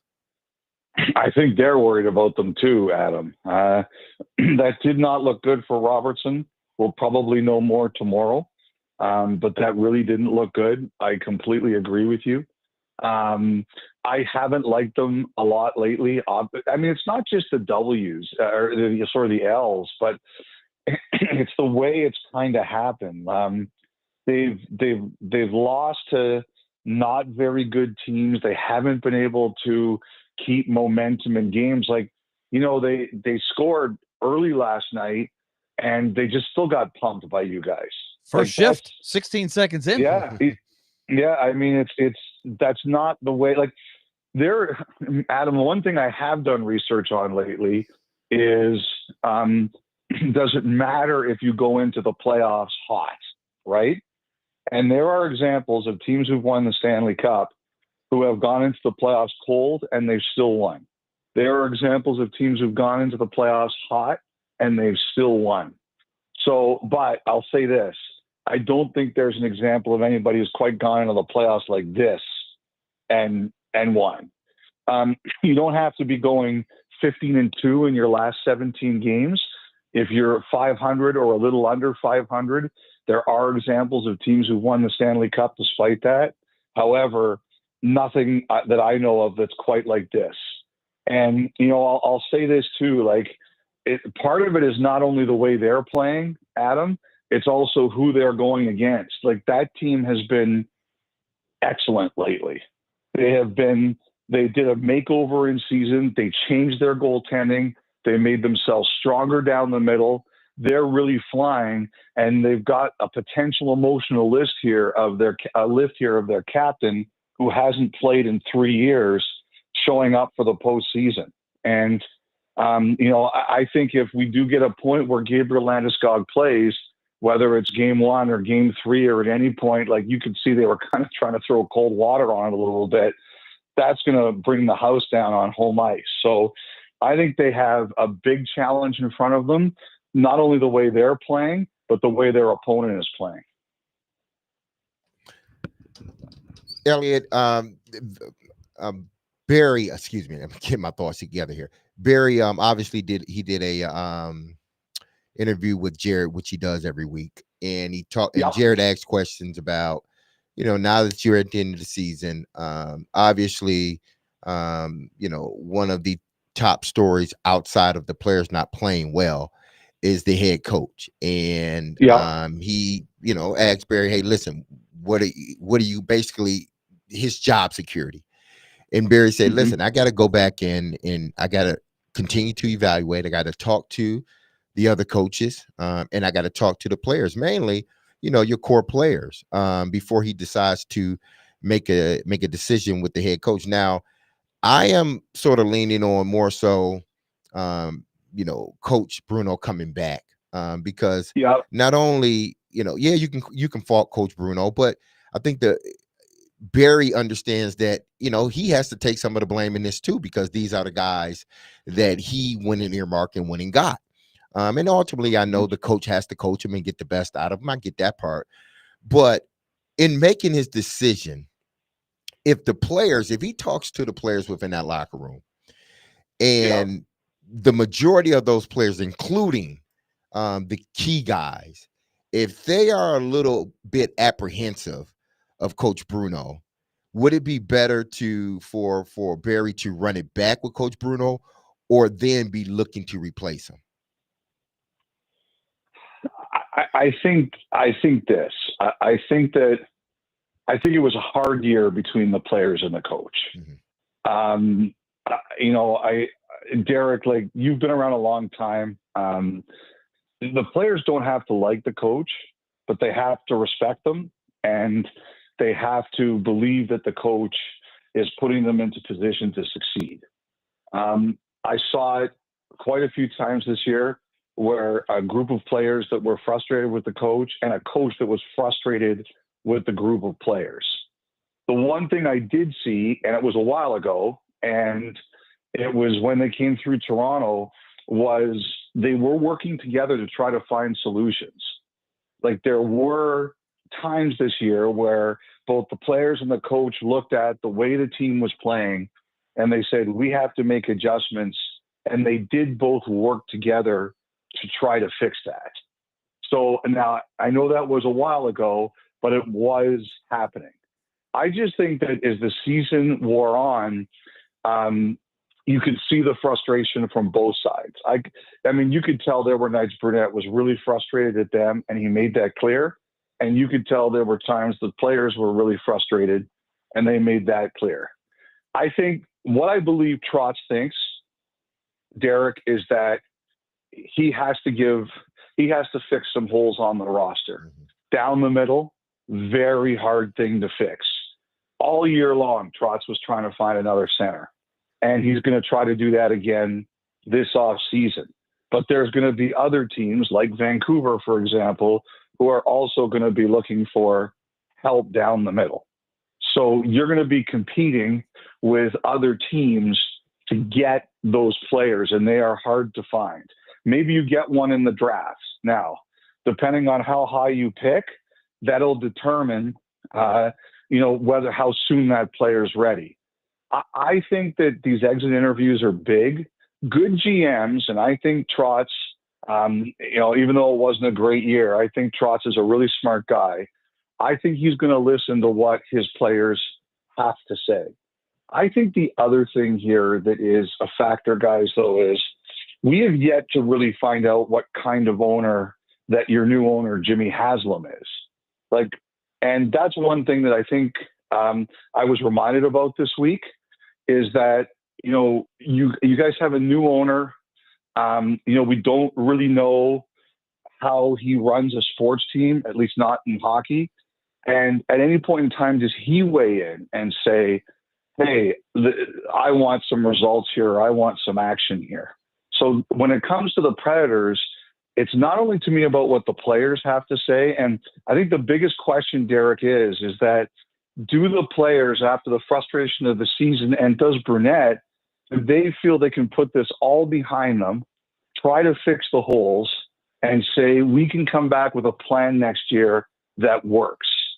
And the players will buy in, and the coach feels he can teach them. If the answer is yes, then I don't think Barry necessarily has to make that change.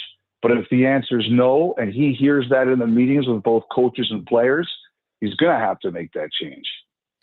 Talking to Elliot Friedman, 32 thoughts. By the way, Elliot, you said Jimmy Haslam. It's Bill Haslam, of course, the brothers, right? Jimmy is the one that runs the Browns. Bill, the former governor, is with the Preds now. But just a clarification. Thank you for correcting me, Willie. I get them mixed up. There's too many Haslams. Yeah, there's more than one, no question, and everybody in Tennessee knows them.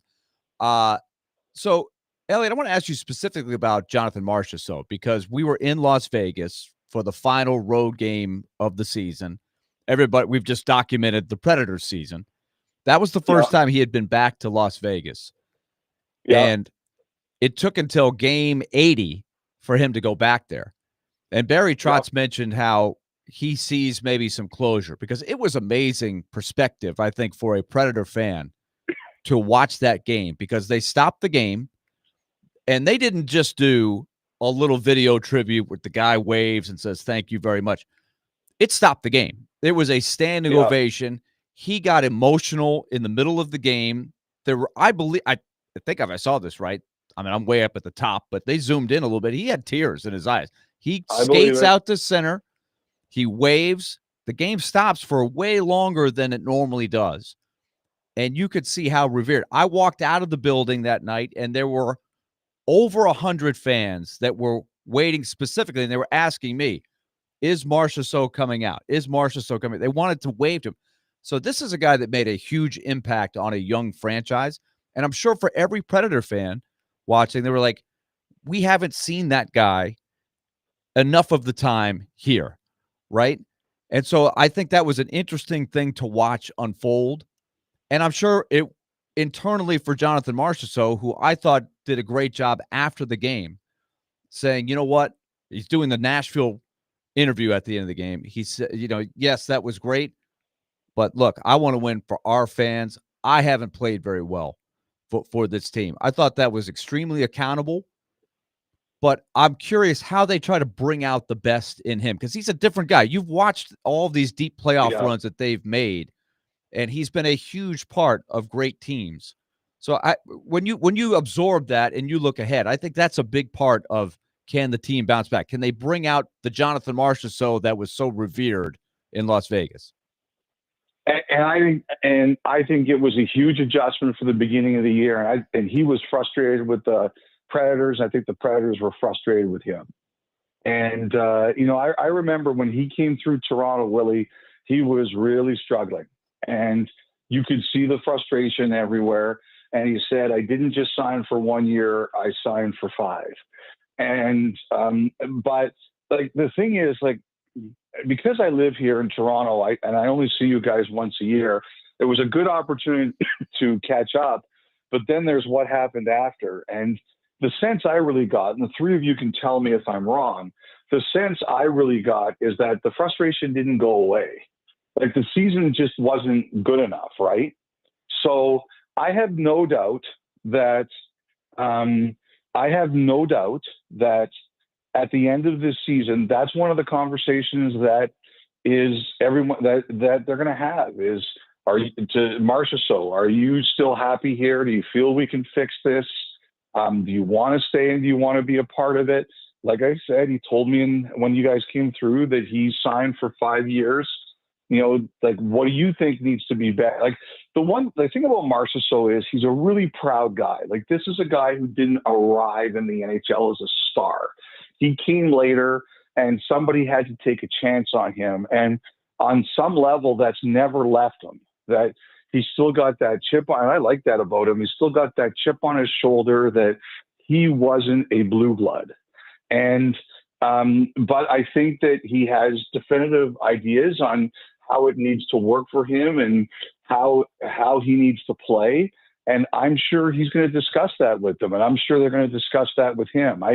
I just think that the question for him is, like, one of the things that happened this year is you guys have a lot of guys who do the same role. And maybe we should have seen that. And I'm talking about people like myself before the season. And how do you fix that? Like, you have Forsberg, you have Stamkos, you have Marchessault, and they're all great players. How do you create something where all of them can work and do the best that they can do together? And I would want input from the players, and I would want input from the coaches. Like, what didn't work next year that we can fix next year, or this year that we can fix next year. And I think that's going to be critical. And like I said at the top, I think guys like Marchessault are going to be asked, okay, is there any doubt that you want to stay and be part of this? And at this point in time, I've got no reason to think the answer is no, I don't want to stay here. But I do think they're going to have, I do think after a season like this, tough questions get asked. And you're going to have to look and say, what can't we bring back this year, next year that we had this year? And I think one of the things we've all kind of wondered is, with those right shots, they have like an embarrassment of riches almost with all those guys. How can you make it work? Great question. And no doubt that going forward, that'll be something internally to discuss. It was pretty sorry, Elliot. Last night it was pretty cool. You emotional at the end of the season, Willie? You're breaking up here? I would like to say yes, but I just think it was just bad timing on me. It didn't clear the throat. But last night for the starting lineup, they started O'Reilly, Stamkos, and Marchessault, and had all of their kids dressed out in full Predator uniforms standing there for the national anthem, and they did a lap around the rink. That was pretty cool. So I do think I envision them as next phase of their life as dads coaching their kids. I mean, is that something that can help bond them to the market? But we'll have to see. So last thing for you. You know what? I have to tell you, I'm glad you brought that up, Willie, because like when I saw that, that was very interesting to me, because you don't do that if you are angry at those guys. No, but like, I think that's important. Like, I think that's important. Like, if they were so angry at these guys and wanted to run them out of town or wanted to get them to leave, I don't think you do that, do you? I think either way, like if I'm the player and I'm sitting there going, I want to get out of here, I don't think I'm putting my kids in the full garb, right? So I think it works on both sides. Is that so? Would you agree? Yeah. I mean, unless you've already made an agreement with someone that we're going to do this and then we're all going to move on, which I guess could always happen. But when I was looking at that, I was kind of like, that's very interesting. I love stuff like that. One of the things that was kind of talked about this week with, I think it was when Logan Couture retired in San Jose, was just about how to help build the team. They started like inviting kids to practice and stuff like that, right? Bring your kids, like not every day, but some days. So you had a feeling that it was home, right? And I think those touches are small things, but they're big things. Elliot Friedman, Sportsnet NHL insider, joining us, sponsored by Old National Bank. Get old. Elliot, great stuff. Enjoy the opening days of the Stanley Cup playoffs. We'll talk next week. All right, guys, take care. Elliot Friedman joining us on the program. 615-737-1025. We will react to what Elliot Friedman had to say. We'll also take your thoughts on whatever's on your mind. We're open-minded. 615-737-1025. It's time for the 4th annual 615 Open Charity Golf Tournament, benefiting Folds of Honor, presented by Gary Force Acura. Cromwell Media and Social Indoor are proud to announce we will be back at Hermitage Golf Course on Thursday, May 29th, to make a difference while having a great time. You can join us and a few guest media members, athletes, and musicians as we raise money for Folds of Honor. Donations will go to provide life-changing scholarships to families of America's fallen or disabled military and first responders. Sign up to play or sponsor at 615open.com.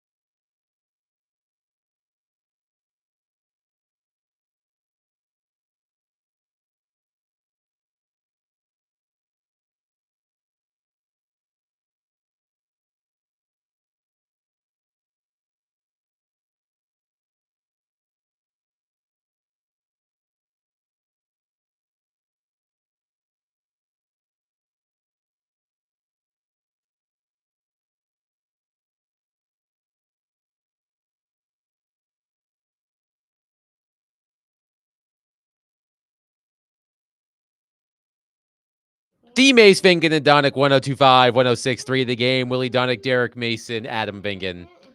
Another great conversation with Elliot Friedman of Sportsnet. He's about to be very, very busy. The Stanley Cup playoffs open on Saturday with 2 games. Blues at Jets, Avalanche at Stars. But I want to react specifically to Willie's question and Elliot's answer about Jonathan Marchessault, because we talked about Marchessault earlier in the week.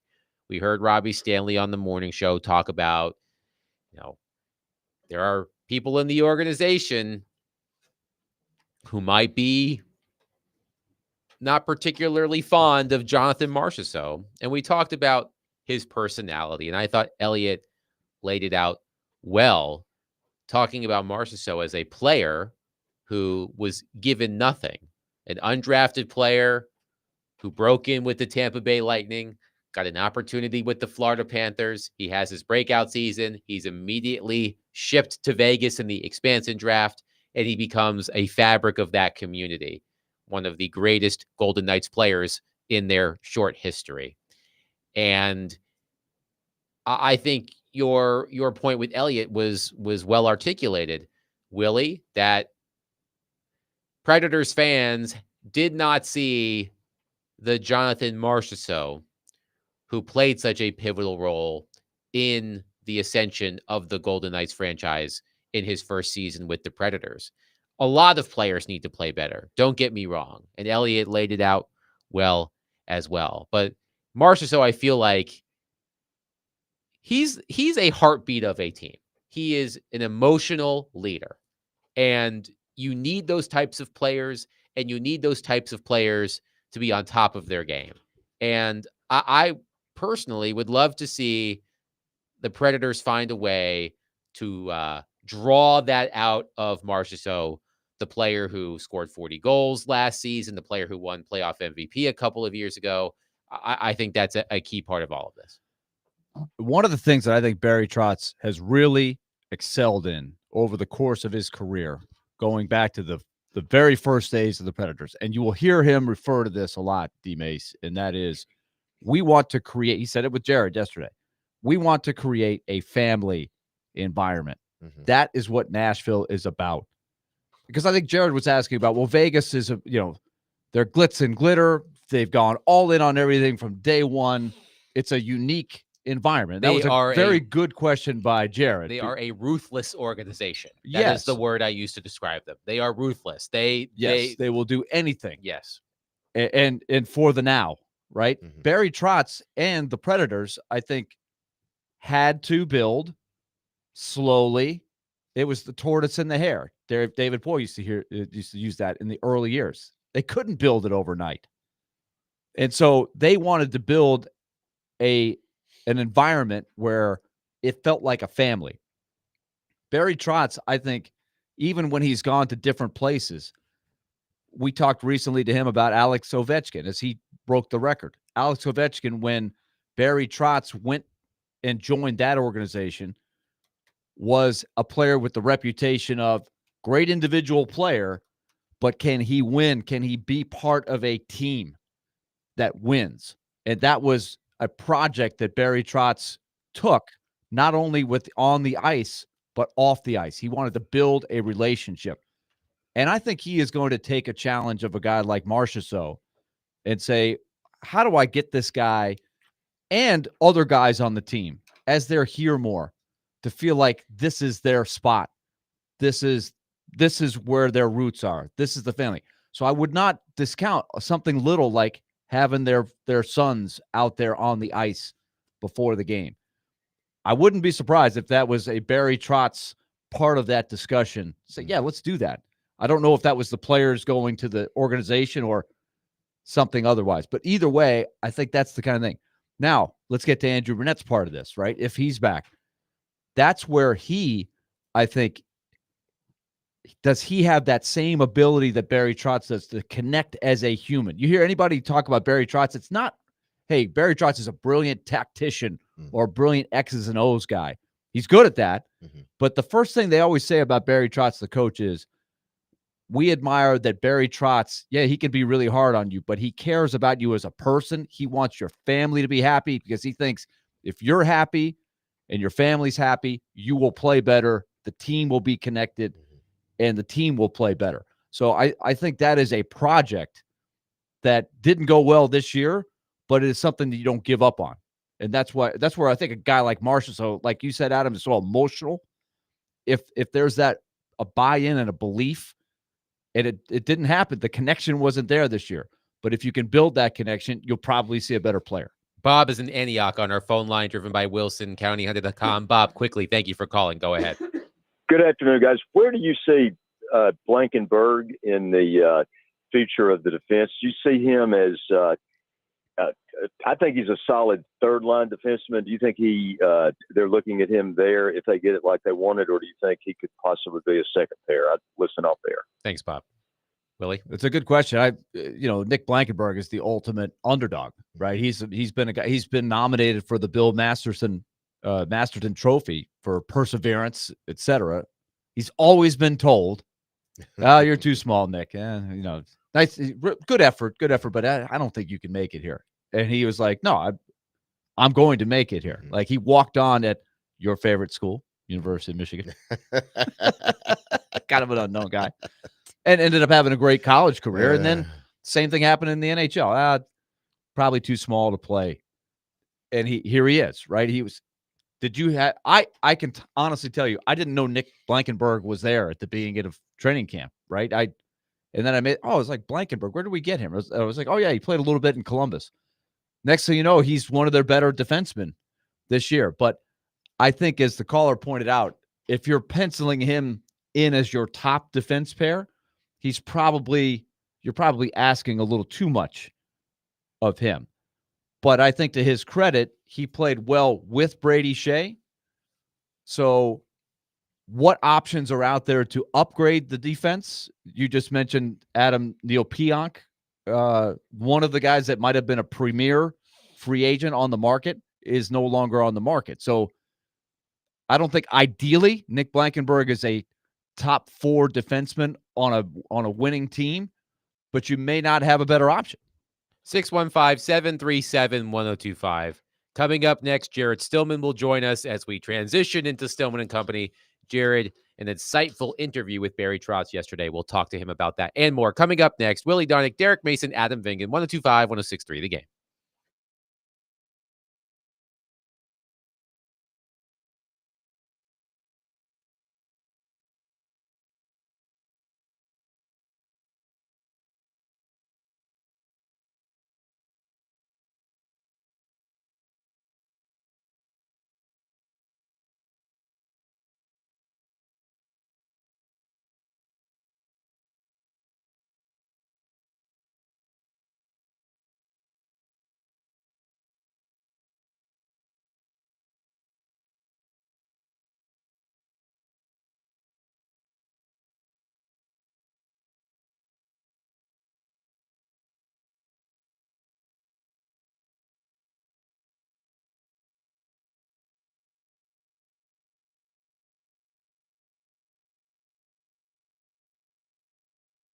Happy Thursday, everyone. This is Derek Mason. You heard me tell you about Dr. Logic at Cool Springs MD for some time now.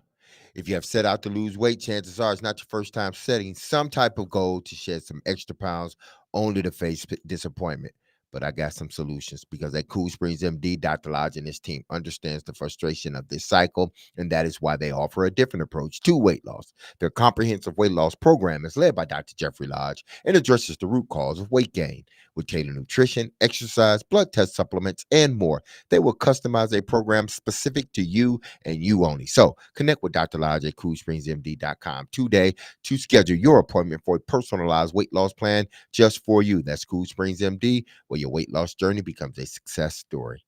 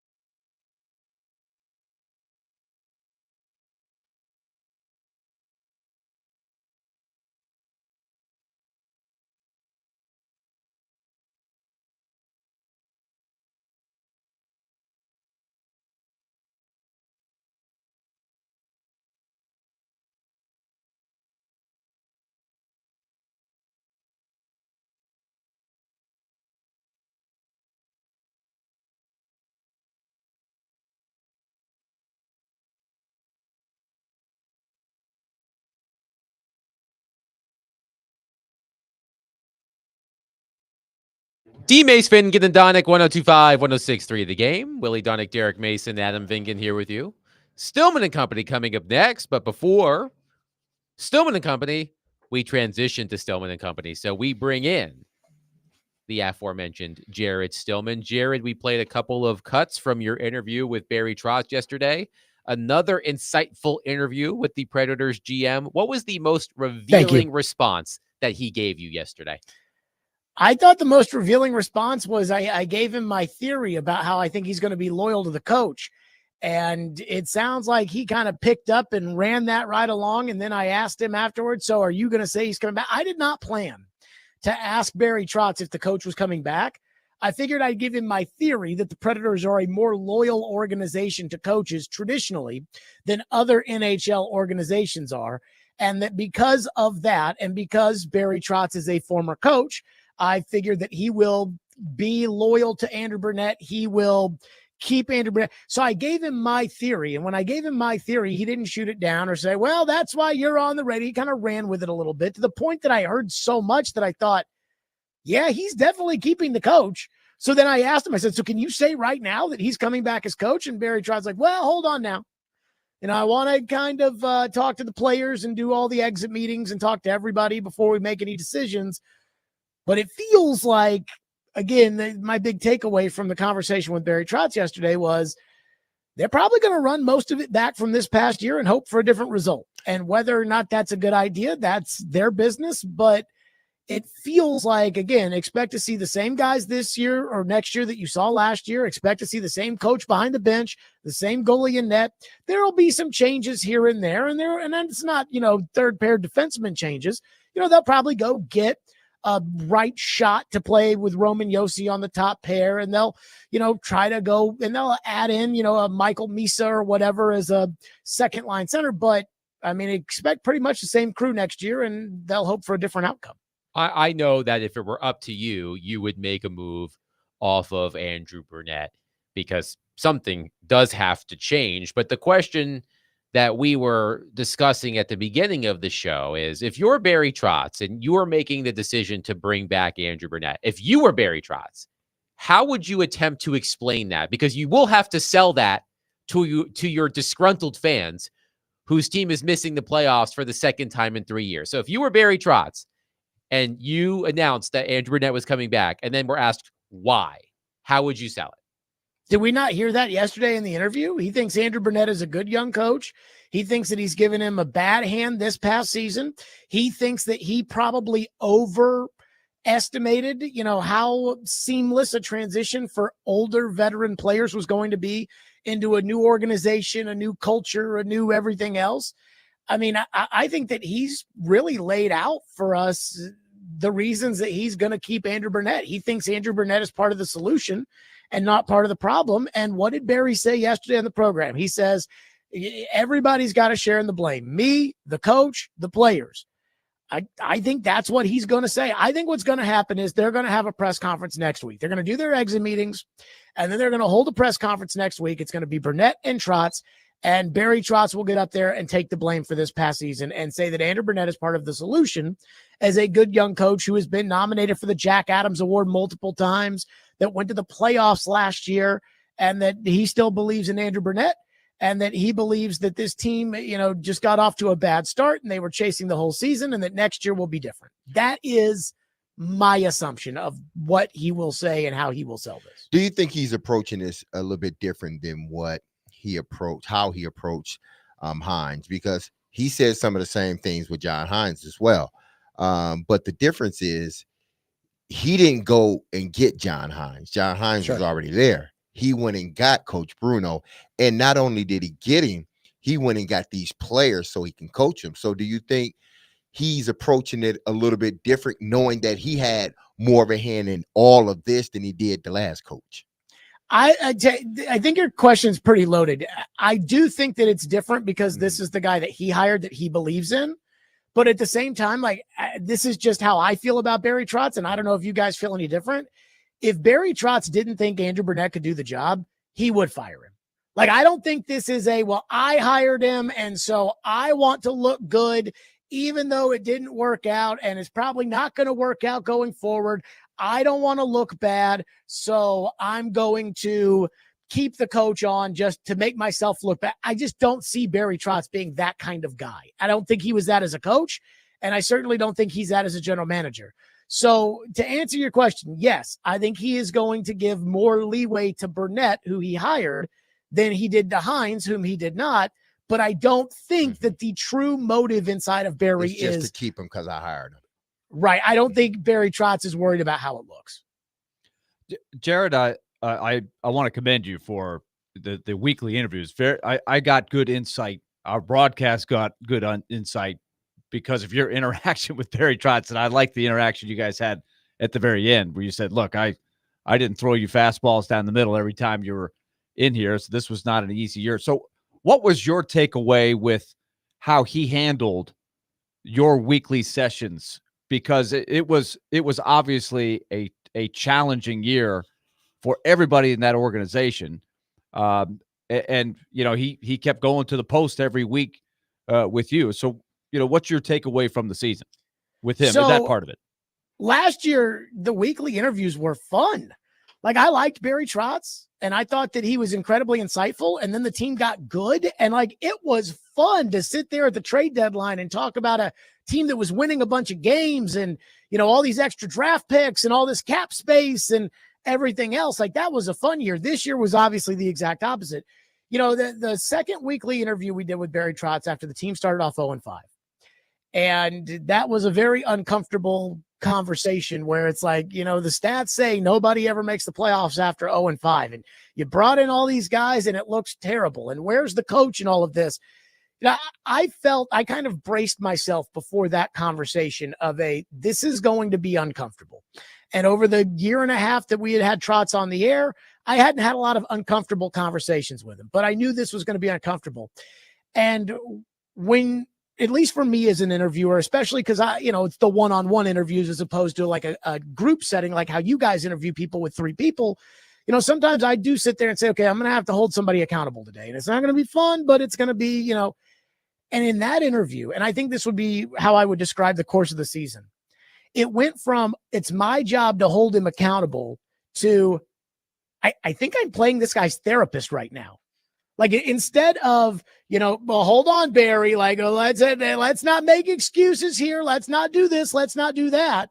I mean, I felt from that first conversation after the 0-5 start on, I felt a lot of the times it was more like, you know, it went from that to, well, it's not that bad, is it? You know, and I think that was just the level of accountability that I feel like he showed throughout the course of the year. He didn't back away from the questions. He didn't back away from the fans. I mean, he didn't back away from any of it. And I commend him for that because it's easy. You know, Mike Vrabel says this all the time, but, you know, culture is defined by how you do when things are poor, not when things are great. Everybody can live life perfectly when things are great. And I thought that the way Barry Trotz handled himself this year, I think, is a real reflection of the kind of guy he is and hopefully the leader he is for the organization. What's on the docket today for Stillman and Company, Jared?